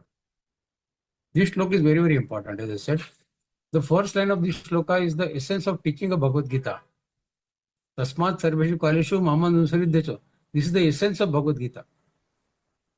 Here Shri Krishna is preaching, performing both Bhakti Yoga and Karma Yoga. Mama Nuspari is Bhakti Yoga. Yuddhecho is Karma Yoga. So Gita does not advise us to devote all our time and energy only for actions for the God only. Do only Ram Ram Ram Ram, Shri Ram, Jai Ram, Jai Jai Ram. No. Performing our prescribed duty is equally important. Mama Nuspar and Yuddhecha also. They are in the same charan. Rather, we should perform our duties simultaneously while remembering the God. And this has to become a continuous process in our life. Performance of prescribed duty and remembering God. Both things has to happen simultaneously. Remember the God while thinking, while eating, while working, while sleeping, while traveling, in happiness, in distress. Tasmat Sarveshu Kaleshu. Keep remembering at all times. Gita does not teach us only to do bhakti, but it asks us also to do the karma, to do our prescribed duty. Then our mind and intellect needs to be surrendered to Him. Mayyar Pitamano Buddhir. We have to perform our duty. While doing it, we have to keep God as a witness by remembering Him. Then the God will show you the path further. When you are doing karma, remembering God, God will show you the path further. We need to gradually go from first standard to second standard to third standard, like that, no? So these are the steps to be followed for attaining Him. Now we should not raise difficult questions like, what is the meaning of Mayyar Pitamano Buddhir? What is the meaning of surrendering mind and intellect to God? How to do it? Difficult question. Leave it in the option for the time being. We should start first doing what is clear to us. Mama Nusmara, remember me, is clear. Vidyaja, perform your kartavya karma, prescribed duty is clear. So first start doing that, what you understood. So first start doing our prescribed duty, and while doing it, develop the habit of remembering the God. Then slowly keep increasing the time of God's strength and God's remembrance, and the Nishkam karmas being done for the God. Finally, a stage should come when we should be able to keep remembering God at all the time in our life. God's name should be taken mentally only, not very loud, not loudly. No need to take it loudly. There should be strong oscillation, andolan in our mind. When we are taking God's name mentally, the mind will get filled with God's name. There will be an andolan, oscillation in our mind of God's name. Our every breath should be with the name of God. Taking God's name is not a mechanical process. The feeling that God is in me, is with me for all the 24 hours, and my every karma is getting performed by His grace. This bhav, this feeling should become our daily habit. This will take us to the level of ultimate, supreme, paramount love for the God in our mind. And then the God's imprint, His presence, we can start seeing in our karma. Our karma will become God-filled. When we are walking in the dark, the torch in our hand can show us a path for next, say, 15-20 feet. When we reach there, it will show the path further. Similarly, when we start going towards the God by taking His name and doing karma for Him, He will show us the path to be followed further. But our steps should be in the direction of God. When a child of 1 or 2 years of age, he starts walking, he stumbles. And then when he just to fall down, his mother will come running up and then give support to him. Similarly, whenever whatever we can, we should start walking in the direction of God. And if we stumble on our way, the God will give his helping hand to us. That confidence we should have. That confidence we should have. When we surrender our mind and intellect with confidence, this is what is surrendering our mind and intellect, to have deep faith in God, that God will take care of me. Attainment of Paramatma is the only objective of my life. With this deep faith, this confidence in the God, we'll attain him without doubt. This is Krishna's promise. No samshaya, no doubt. Sri Krishna's message is loud and clear. Keep your mind attached to me and do your worldly duties with your body. Body को करने तो material activity काम, but mind keep attached to me. The message for people of this message is for people of, for all walks of life. It is for doctors, it is for engineers, it is for lawyers, it is for housewives, it is for students, for everyone. In Arjuna's case, he is a warrior and his duty is to fight. So he is being instructed to fulfill his duty while keep remembering God's name in his mind. Some people neglect their worldly duties under the excuse that they have taken to spirituality. मैं अभी अध्यात्म का काम कर रहा हूँ, मुझे ये material duty मत बताइए. I am not interested. Others excuse themselves from spiritual practice on the pretext that the worldly engagements are far too many for me. I cannot come. Paramatma says you can do both. Rather, you should do both. Keep performing your material activities, simultaneously keep remembering me also. Mahamanuswari Yudhicha. This is a golden rule we followed in our life. As Pujya Swami says, Gita padhe padhaye aur jivan mein laaye. This one charan, if we can bring in our life, it will change us forever. Mahamanuswari Yudhicha. Keep performing your duties while taking Paramatma's name. But when we practice such karma yoga as instructed by Krishna, Mahamanuswari Yudhicha, the worldly works will not suffer because the body is actively engaged in doing the karma. Yudhecha, you are doing karma. Body is engaged in that. Krishna doesn't say your body should also serve me. He says your body let it serve the material world. You perform your activities in the material world, no problem. But since the mind is attached to God, these actions will not bind us in the law of karma. Because the mind is remembering God. Body is acting, okay. But you are remembering mentally the God. So these actions performed by body will not become a bondage for you. Only those activities result in karmic reactions which are performed with attachment. Here we have no attachment. We are taking God's name mentally. Mentally we are not thinking of our profit or loss. When that attachment does not exist, even the worldly law does not hold to a culprit or to an offender. When there is no attachment. For example, let us say that one killed another person and he is brought to the court. This one person, he killed another person and he is brought to the court. The judge asks this man, did you kill the man? This man replies, yes, yes, Your Honor, and there is no need for any witness. I confess that I killed him. The judge said then you should be punished. This man says, no, Your Honor, you cannot punish me. Why? You killed that man and I cannot punish you. This fellow says, I had no intention to kill.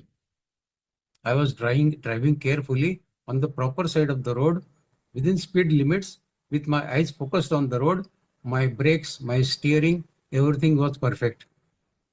This man suddenly ran in front of my car. What can I do? If the lawyer of that man can establish that the intention to kill did not exist, the judge will let him off, even without slightest of punishment. Nirdosh, you have not committed any crime. From this example, we see that even in the world, we are not culpable for actions performed without attachment. If purposely you are killing somebody, okay, then you are culpable, then you are criminal. But somebody has to commit suicide and he runs in front of your car, then you cannot be blamed, you cannot be punished. That is why Arjuna did his duty on the battlefield, following this same principle of karma, remembering God's name and Yuddhacha. By the end of war, Shri Krishna noted that Arjuna did not accrue any bad karma because he followed this Mahamanuswari Yuddhacha perfectly well. He would have been entangled in karma if he had been fighting the battle with the attachment to the worldly gain or fame. However, his mind was attached to Shri Krishna.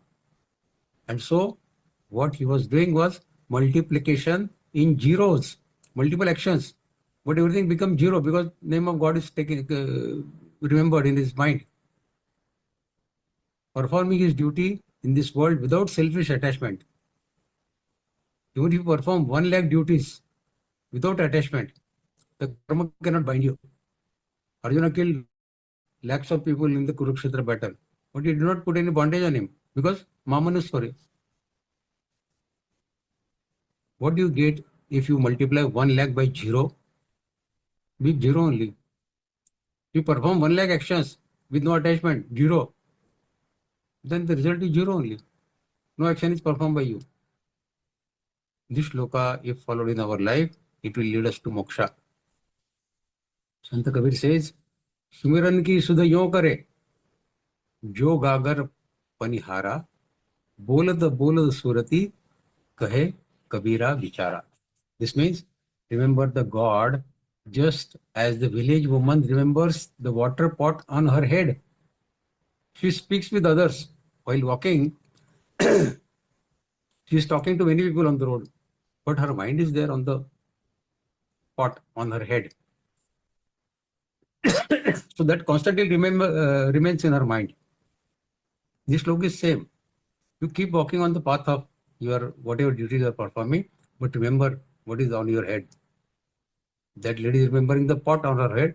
Paramatma says, keep remembering me and keep performing your actions. Continue further. Slok number 8.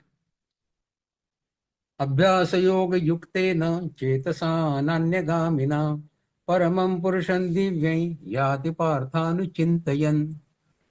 With practice, Partha, when you constantly engage the mind in remembering me, the supreme divine power, without deviating, you will certainly attain me.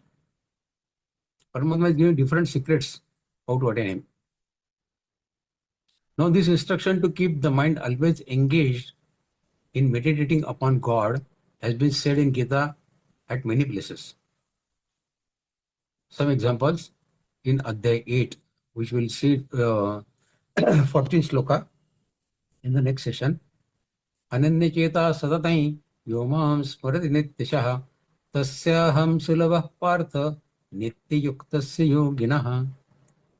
In Adhyay 10, in 10th sloka, Paramatma says, Tesham sadati yuktanam vajatam priti purvakam dadami buddhi yogantai yenamam upayantite. And in 12th Adhyay also Paramatma said, Mayye mana adatsva mayi buddhi niveshaya nivasishyasi mayyevo ata urdhvanna samshayaha. So this instruction to keep our mind always engaged in meditating upon God has been advocated, has been advised in Gita at many places. But our mind is as restless as a monkey that is stung by a scorpion and drunk and possessed by a demon. So first of all, monkey, stung by a scorpion, then drunk and possessed by a demon. Sab anandi anand hai fir to. We are all proud owners of this monkey, which gives a clue as to why it is so difficult to bring our mind under control. We have handed over the control of our mind to that monkey. Yet control it. Control it we must if we are to go beyond the conditioning of mind. If you want to attain expertise in a game, then we have to wholeheartedly practice that game, isn't it? Suppose you want to become an expert chess player, and if we keep practicing football, then we'll attain expertise in football, not in chess. Similarly, if our ultimate objective is to attain God, then we need to practice upon spirituality, however difficult it may seem in the beginning. Can we expect practicing mundane worldly activities and attaining God? You are playing football and can you become chess expert? Not possible, no? So our objective in the life should be clear. Attainment of God is the sole objective of my life, full stop. Then accordingly you can choose the path. The word abhyas means practice. Doing the same thing again and again is abhyas. The training and conditioning of the mind to meditate upon the God. Such practice is to be done not at fixed times of the day, at regular intervals, but continuously, along with all the daily activities of life. When the mind is attached to the God, it will get purified even while performing worldly duties. It is important to remember that thoughts decide our future, not the actions we perform with our body. Our thoughts decide our future. It is the mind that is also to be engaged in devotion, and it is the mind that is to surrender to the God. The success, the fame, the property we got is all due to God's grace. It is all His giving. This thought has to be there in our mind at all the time, that whatever I am today is because of God's grace. We should keep expressing our utmost gratitude for this. God should be like our near one and dear one. We should have intimate love for Him. If we remember God with fear instead of love, that remembering will not last long. The contemplation done with love is always permanent and long-lasting and ever increasing. And with training of mind, when absorption of the consciousness in God is complete, one will receive the divine grace. By God's grace, one will attain liberation from the material bondage and will receive unlimited divine bliss, divine knowledge, divine love. Such a soul, Sri Krishna says, will become God realized in this body itself. It doesn't have to die to become God realized. And upon leaving the body, he will go to the abode of God. He will attain God. Okay, last sloka for today. Slok number 9. Kavim Purana Manushasita Ramanoraniyam Samanasmaredyah Sarvasya Dada Ramachinta Rupama Aditya Varnan Tamasah Parastat.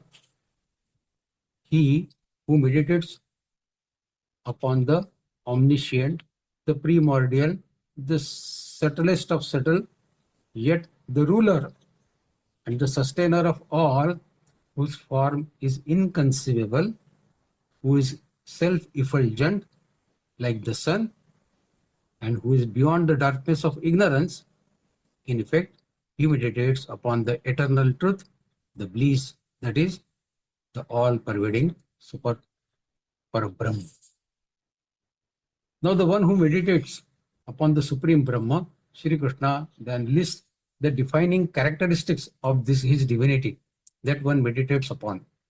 One is primordial, ancient most, infinitesimally minuter than the atom, subtler than the subtlest, the substratum supporting the existence of this entire universe, inconceivable, luminous like the sun, and beyond all darkness. These are all the characteristics of Paramatma. Minuter than the subatomic particle, subtler than the subtlest is Parabrahma. Thus it is beyond analysis that can be performed by physicists or by the scientist. If you do any scan of the body, you cannot find Parabrahma in your body. Brahma can never be discovered by analyzing this gross material world. The exploration has to be inner. The subtler can only be known by the subtle. Our soul is subtle, so he only can know the subtler. Your gross eyes can perceive the gross things. For example, the color and shape of the flower, say a rose flower. But the sentiments associated with it, which were evoked by a loved one while presenting that rose flower to you, can the eyes perceive the emotion? Emotions are subtler than the gross matter.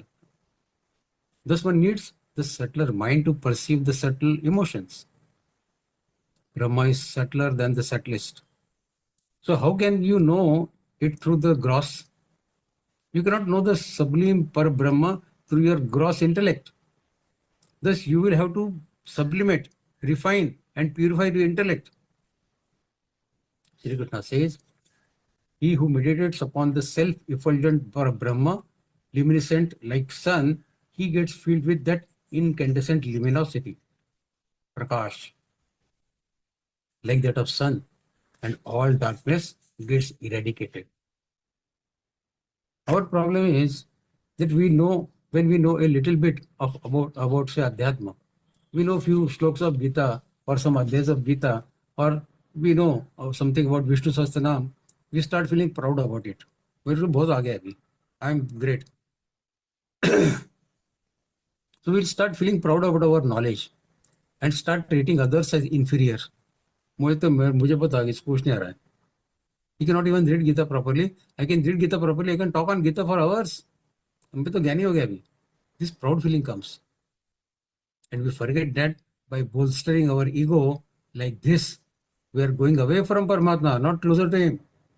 Paramatma doesn't like this ahankar. He hates ahankar. If we have this ahankar, Paramatma says, get out, I don't want you. This habit of making show off has to be given up totally. If one wants to advance on the path of spirituality, this show off has to go. And meditate upon Krishna, as he has said in this shloka. We start meditating on ourselves. I am great. Meditate on yourself, then face the consequences of bondage. Meditate on Krishna, attain Krishna. Choice is yours. So we need to eradicate this pride, ahankar, our ego, and our ignorance, and then we meditate upon Sri Krishna. A small story again to end the discussions of today.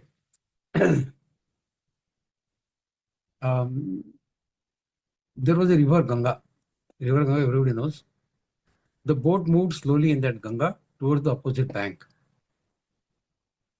A priest was also sitting in that boat, and he was asking that boatman, have you studied geography?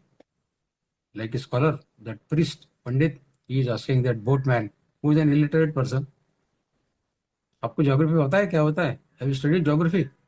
The innocent boatman said, I have no idea what is geography. I don't know what is geography. The priest, trying to show off his superior knowledge, he said, you don't know geography? You have drowned a quarter of your life in water if you don't know geography. The boatman kept quiet. After some time, the priest asked another question. Do you know history?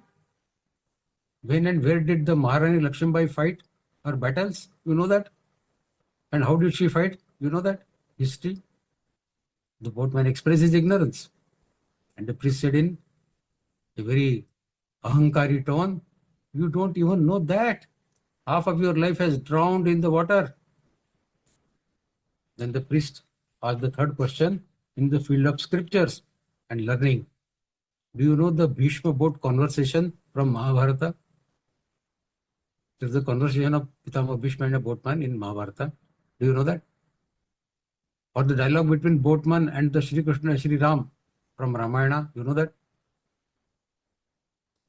What could the poor boatman say? He silently said, no, I don't know. And the priest smiled and said, 3/4 of your life has gone under the water. You have wasted your life. 3/4 of your life has gone under the water. The boatman kept on rowing his boat calmly. And suddenly, the flow in the Ganga started intensifying.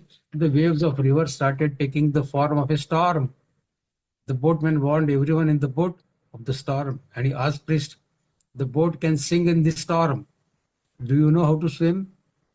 The priest was completely terrified, and he said in fear, no, I don't know how to swim. Sensing the situation, the boatman said, then consider whole of your life have gone drowned in the water.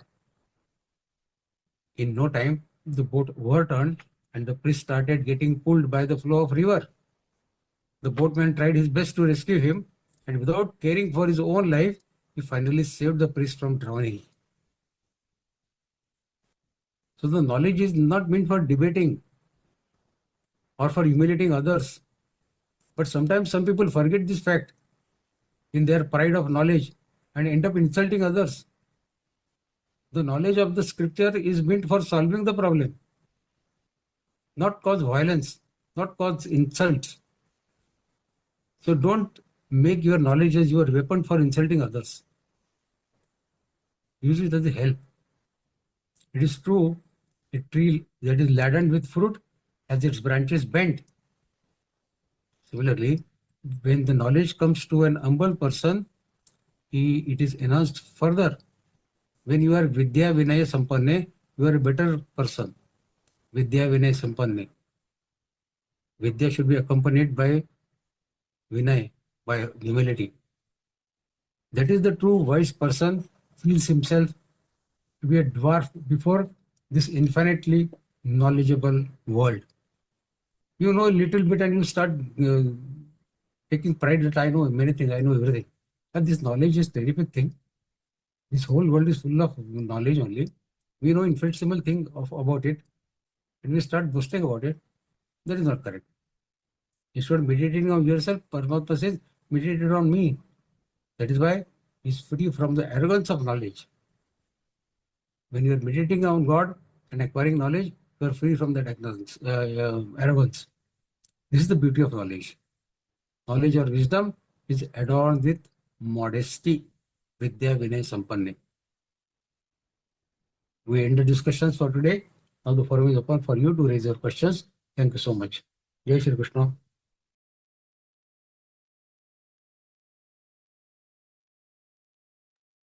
Thank you, Bhaya, for clarifying the Akshar Brahma Yoga very deeply, knowledgeably. Now it's time for the QA session. Before Q&A session, I would like to announce for the new L1 batch is going to start from 21st February. Share it to your friends, relatives, and make them a part of divine journey. For the Q&A session, please raise your hand, wait for a chance to come, and on your videos if possible. Yes, Satyanarayan ji. Namaste. For the discussion today I heard, but one thing I am bothered, why Krishna calls Arjuna as Purushottam, as he has married a few of ladies and he left them there itself. He has not brought his place of living. Whereas Krishna always here, to whomever he has married, he brought them to his place to live. Why is that Purushottama, Arjuna, he loves so much when he has done so much of wrong things? Yeah, Purushottama title is used for Krishna, not for Arjuna. Even Arjuna is here to me. No, Purushottam is never used for Arjuna. Purushottam is never used for Arjuna. Kuru Pravira, many other titles are used. The best of Kurus or Deha Devratambara, that means the best of embodied people. All that has been used, but Arjuna has never been called as Purushottama. Purushottam is exclusively for Lord Krishna only. Even then, he will call Arjuna is very dear to him. Dear to him. Still, he is making so many mistakes. Yeah, because he was a human being, no? Human beings make mistake of understanding.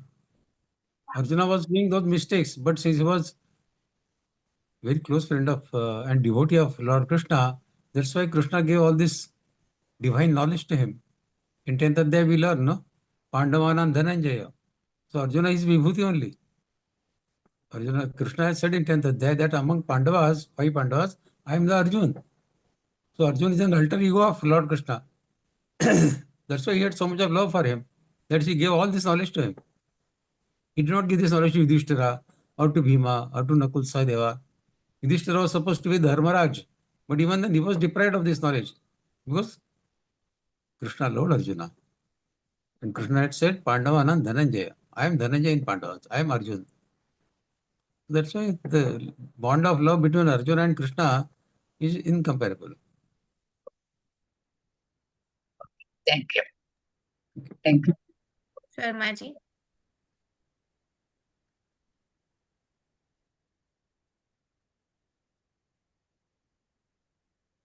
Yes, Sharma ji. Hello, Yeah. can I ask, sir? Yes, please. Please go ahead. Namaskar. Namaskar. Krishna, while explaining the position to Arjuna, suddenly changed from Anushtup to Trishtup. Is there any specialty in changing, any special meaning he wanted to convey? Yeah. Very good question. Maharishi Vedavyas has very intelligently use shifting from Anushtup to Trishtup, Trishtup to Anushtup, when there is a change of emotion, the change of emotion is causing the change from Trishtup to Anushtup or Anushtup to Trishtup. Here he is praising the God. Kavim Puran Manusha Sitara Manoraniyam Samanusparidya Sarvasiddhata Arma Chintarovam Aditya Varna Tamasa Parastat. So this is a flow of emotions from Arjuna. So that is why he is saying all this. Oh. So when there is a change of emotion, the chanda also changes accordingly. Oh. Thank you. Namaskar. In fact, this Keshav, sloka is from Lord Krishna only, but he is telling about himself now. So the emotion is changing. The explanation, the tone is changing. Kavin Purana Manusha Sitaram. Okay, next question. Keshavji. Unmute yourself, Bhaiya. We have sent you the request to unmute. Click on the unmute.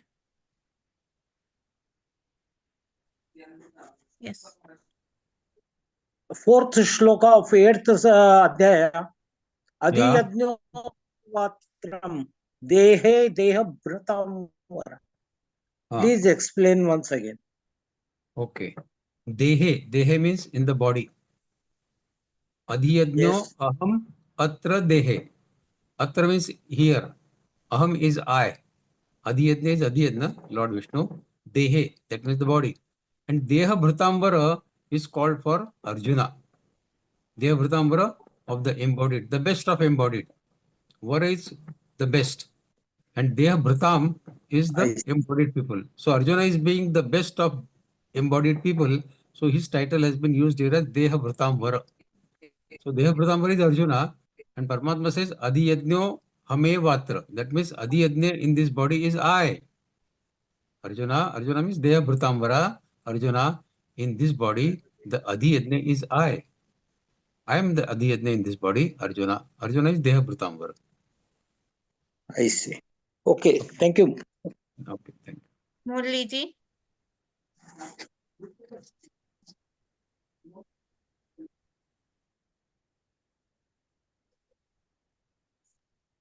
Unmute yourself, Bhaiya. Okay. Yeah. Okay, sorry. Jai Shri Krishna, Bhaiya. I didn't see that. I'm How are you? very good, Bhaiya. How are you? Okay. Bhaiya, in this adhyaya, we are talking about how deep we have to be going through, what kind of practices we have to go through, all those things to reach God and all, right?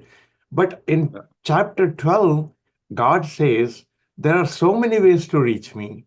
Not one way. You do this one. If you can't do this one. If you can't do this one. Even the minimum one, you will reach me if you do it honestly, right? So, why? Wow. So, is it necessary to follow all these, or basically, what's the reason for the different? You see, in 12th Adhyaya, Paramatma is given 4 options. Mayeva mana adatsva may buddhin niveshaya. Nivasashyati mayeva ato urdhvana samshaya.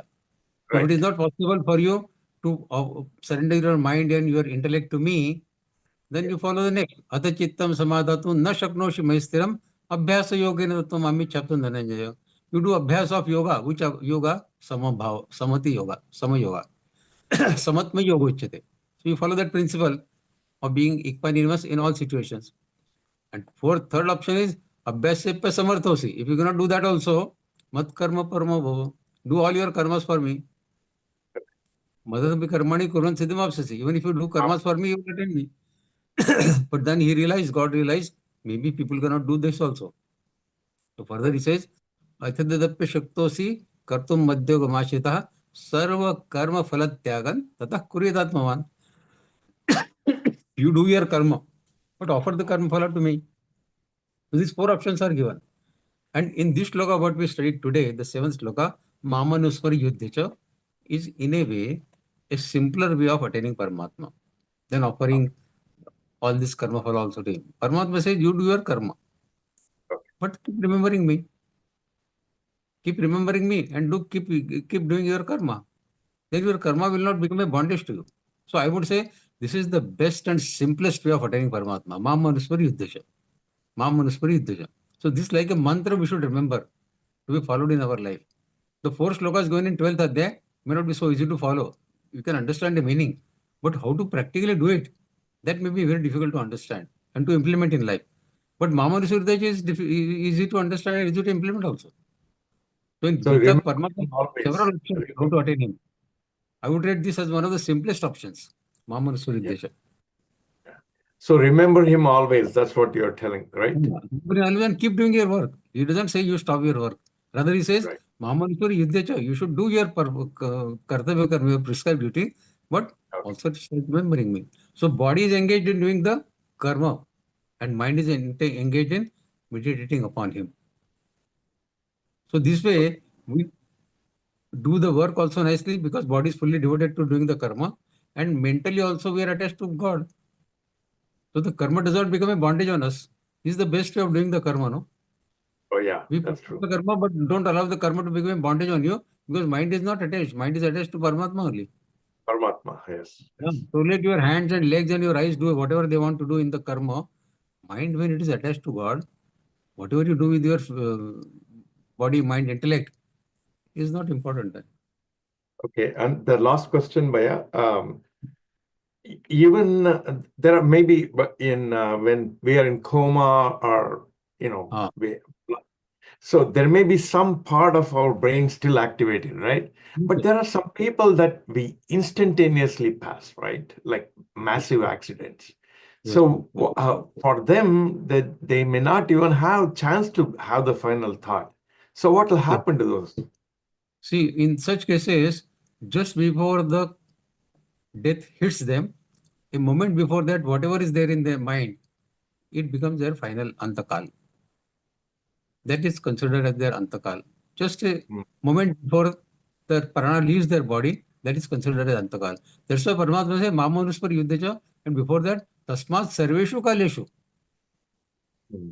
If you remember Don't Paramatma know. at all, as I said, while breathing in, breathing out, inhaling, exhaling, if we develop this habit of taking Paramatma's name, I breathe in Krishna, I breathe out again Krishna, Shri Ram, Shri Ram. So if when breathing becomes a habit and the Paramatma's name is getting mounted on our breathing pattern itself, then whatever breathing you do and wherever the death strikes you, doesn't matter because your breathing is there.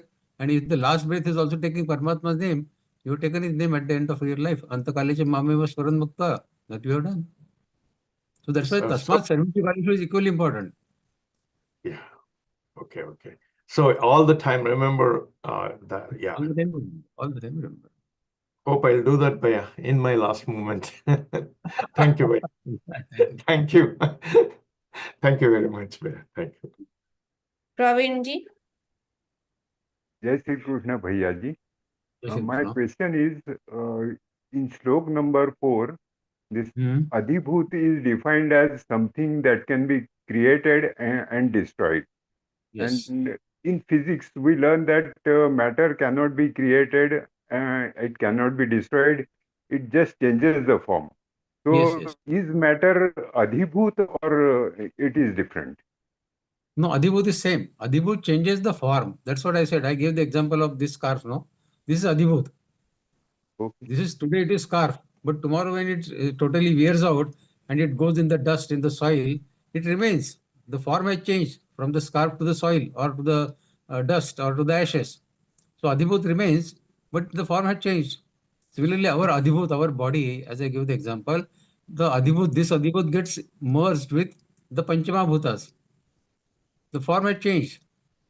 And wherever Panchama Bhutas are there, then we get connected with those Panchama Bhutas wherever the Panchama Bhutas are there. The crop is Panchama Bhuta. So our Adhibhut, our body, maybe today, tomorrow taking the shape of the crop in the field. Because the crop in the field is also nurtured by these Panchama Bhutas. Our body has gone and got merged in those Panchama Bhutas, and the same Panchama Bhutas are nurturing that crop in the field. So the corollary is my body today is physically perceptible. Tomorrow it may stand in the field as a crop. Because same Panchamahabhuta, which my body has gone to same Panchamahabhuta, either in water or in fire or in soil, and the same Panchamahabhuta are nurturing that field, that crop in the field. So has changed the form. So your principle of physics applies here also. That this body doesn't get destroyed. Destroyed in the sense, it gets only change of form. Like in physics, we say energy can never be destroyed. It only changes the form. Hydraulic can become mechanical. Mechanical can become electrical. This is what physics says. And the same principle applies here also for Adhibhut. The form changes. The body may not remain as body. The scarf may not remain as scarf. Everything will go back to the Panchamahabhuta. So the form changes. Principle is same, what is applied in physics. Thank you, Vaidya. Thank you, Bhaiya, for clarifying the doubts of each of the participants. I think there are no more questions now. I think we should share the Vivechan Chatra links to your friends and family members to know the deeper meaning of Bhagavad Gita. And one more thing, that once again, 21st batch of L1 is going to start from 21st February. So we make them a part of divine learning of Bhagavad Gita. Now, it's time for the prayer. For the prayer, I would like to call Birbal Uttam Khandek Ropchi from Mumbai. Government service, studied till postgraduate, serving as technical assistant from February, joined Geeta Pariwar from November 2024. Welcome, Faya, for the prayer.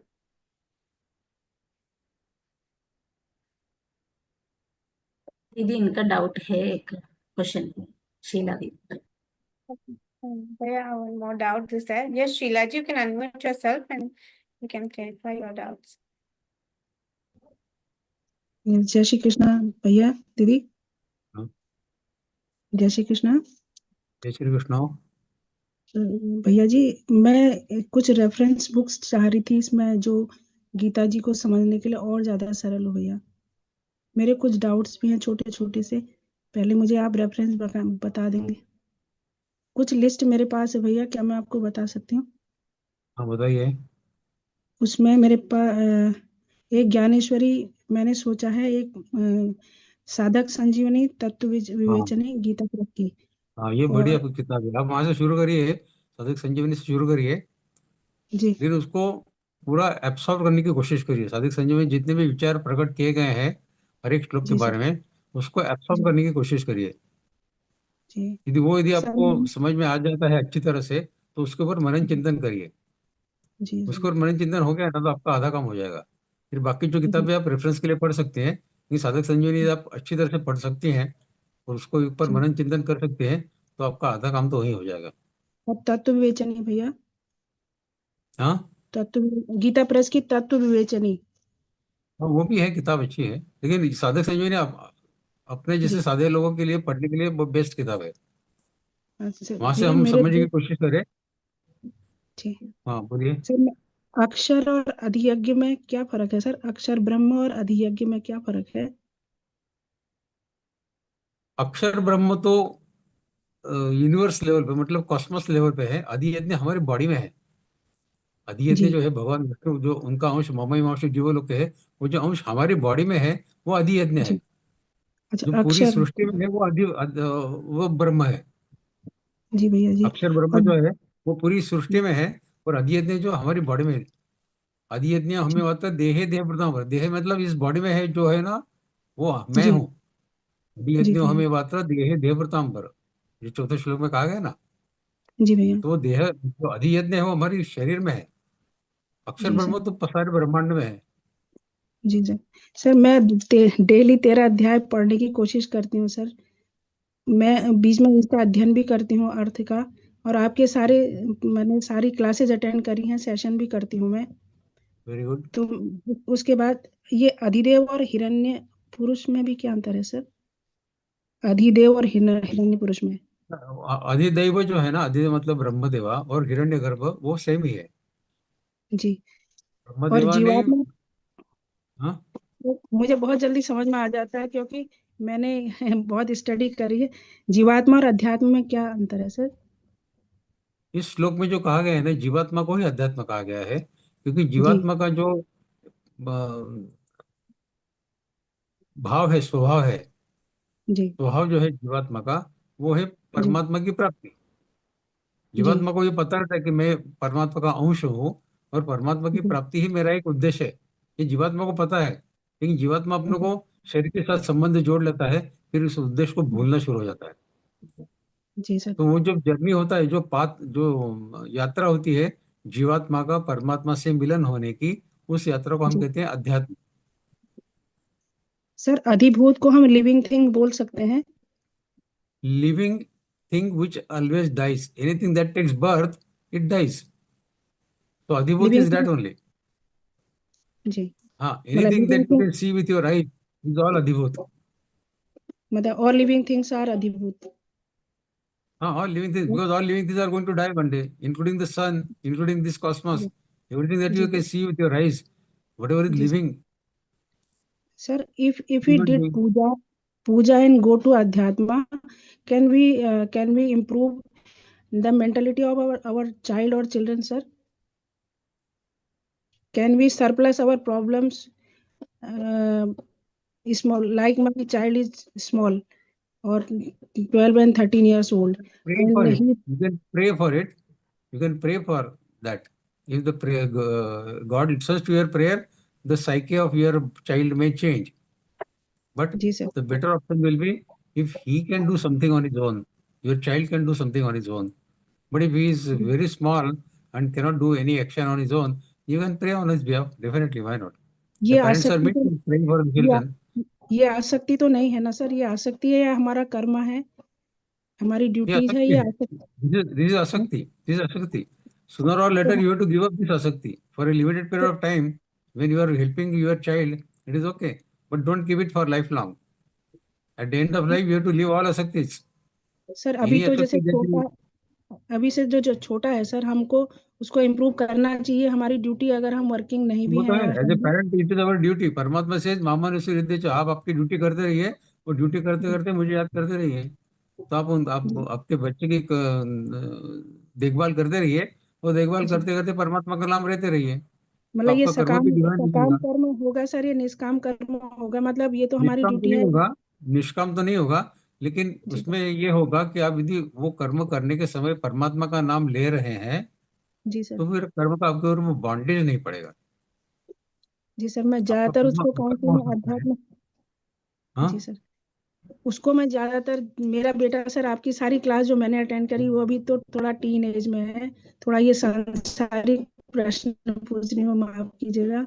पर मेरा तो diversion 25 साल से sir, मुझे liver cirrhosis था, अभी मेरा transplant हुआ है। वो तो मेरी अच्छा। तो ट्रांसफॉर्म लाइफ में, लेकिन मैं पहले से ही समझती, शायद बच भी गई, कि मैं बहुत ज्यादा भगवान को मानती थी सर। मैं क्या बताऊं, मैंने मतलब भगवान की इतनी आराधना, मतलब निष्काम ही करी है, और कोई सकाम मैंने शुरू से ही नहीं करा।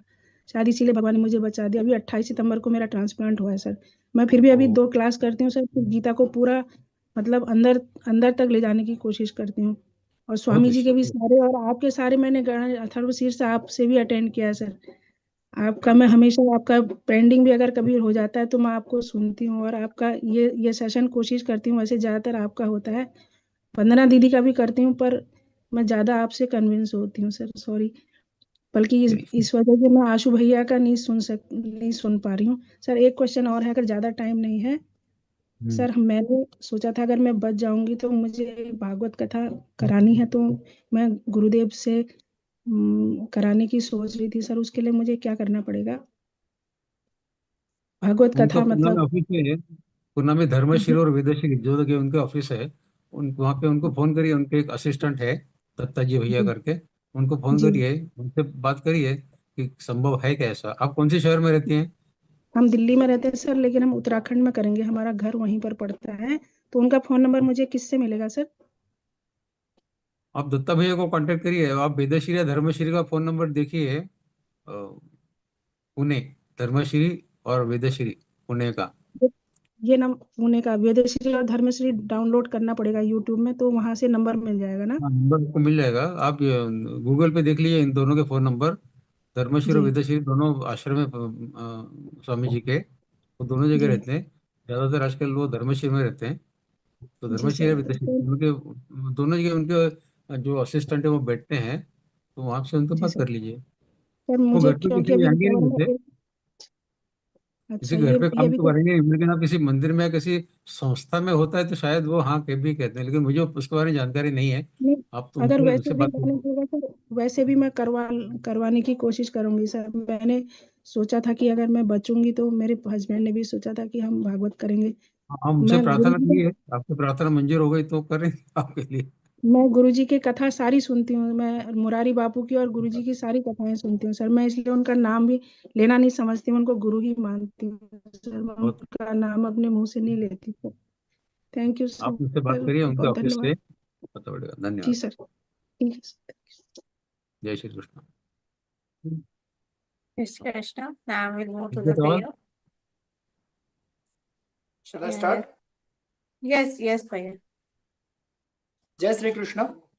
योगेशं सच्चिदानन्दो वासुदेवं व्रजप्रियं धर्मसंस्थापकं वीरं कृष्णौ वन्दे जगद्गुरुं कृष्णौ वन्दे जगद्गुरुं श्रीकृष्णार्पणमस्तु।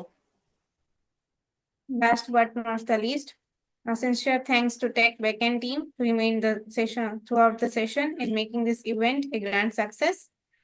Now let's move to the Hanuman Chalisa. Being on mute, everyone please chant Hanuman Chalisa.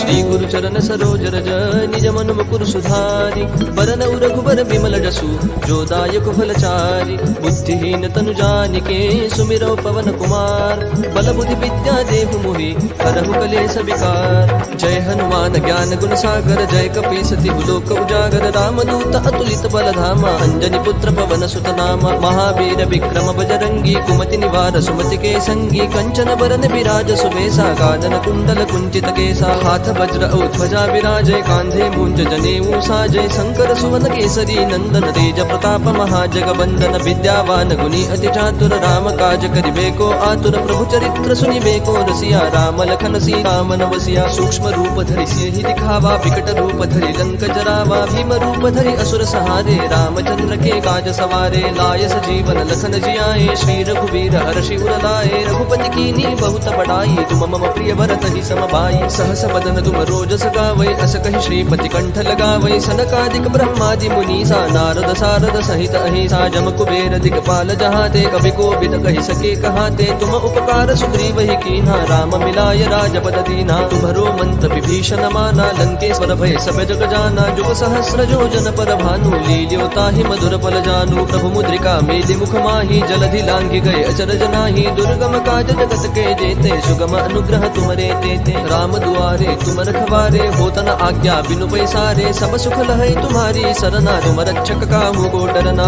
आपन तेज समारो आपै तीनों लोक हाकते कापै भूत पिशाच निकट नहीं आवै महावीर जब नाम सुनावै नासै रोग हरै सब पीरा जपत निरंतर हनुमत बीरा संकट ते हनुमान छुड़ावै मन क्रम वचन ध्यान जो लावै सब पर राम तपस्वी राजा जिनके काज सकल तुम साजा और मनोरथ जो कोई लावै सोई अमित जीवन फल पावै चारों जुग प्रताप तुम्हारा है प्रसिद्ध जगत उजियारा साधु संत के तुम रखवारे असुर निकंदन राम दुलारे अष्ट सिद्धि नो निधि के दाता असबर दीन जानकी माता राम रसायन तुम्हारे पासा सदा रहो रघुपति के दासा तुम्हारे भजन राम को पावै जन्म जन्म के दुख बिसरावै अंत काल रघुवर पुर जाई जहाँ जन्म हरि भक्त कहाई और देवता चित्तन धरई हनुमत से सर्व सुख करई संकट कटई मिटई सब पीरा जो सुमिरै हनुमत बल बीरा। जय जय जय हनुमान गोसाई कृपा करहु गुरुदेव की नाई जो सत बार पाठ कर कोई छूट ही बंदी महासुख होई जो यह पढ़ हनुमान चालीसा होय सिद्धि साखी गौरी सा तुलसीदास सदा हरि चेरा की जय नाथ हृदय महडेरा पवन तनय संकट हरन मंगल मूर्ति रूप राम लखन सीता सहित हृदय बसहु सुर भूप सियावर रामचंद्र की जय पवन सुत हनुमान की जय। Thank you everyone for attending this session. We'll meet next week. Till then, learn Geeta, teach Geeta, and live Geeta in your life. Jai Shri Krishna.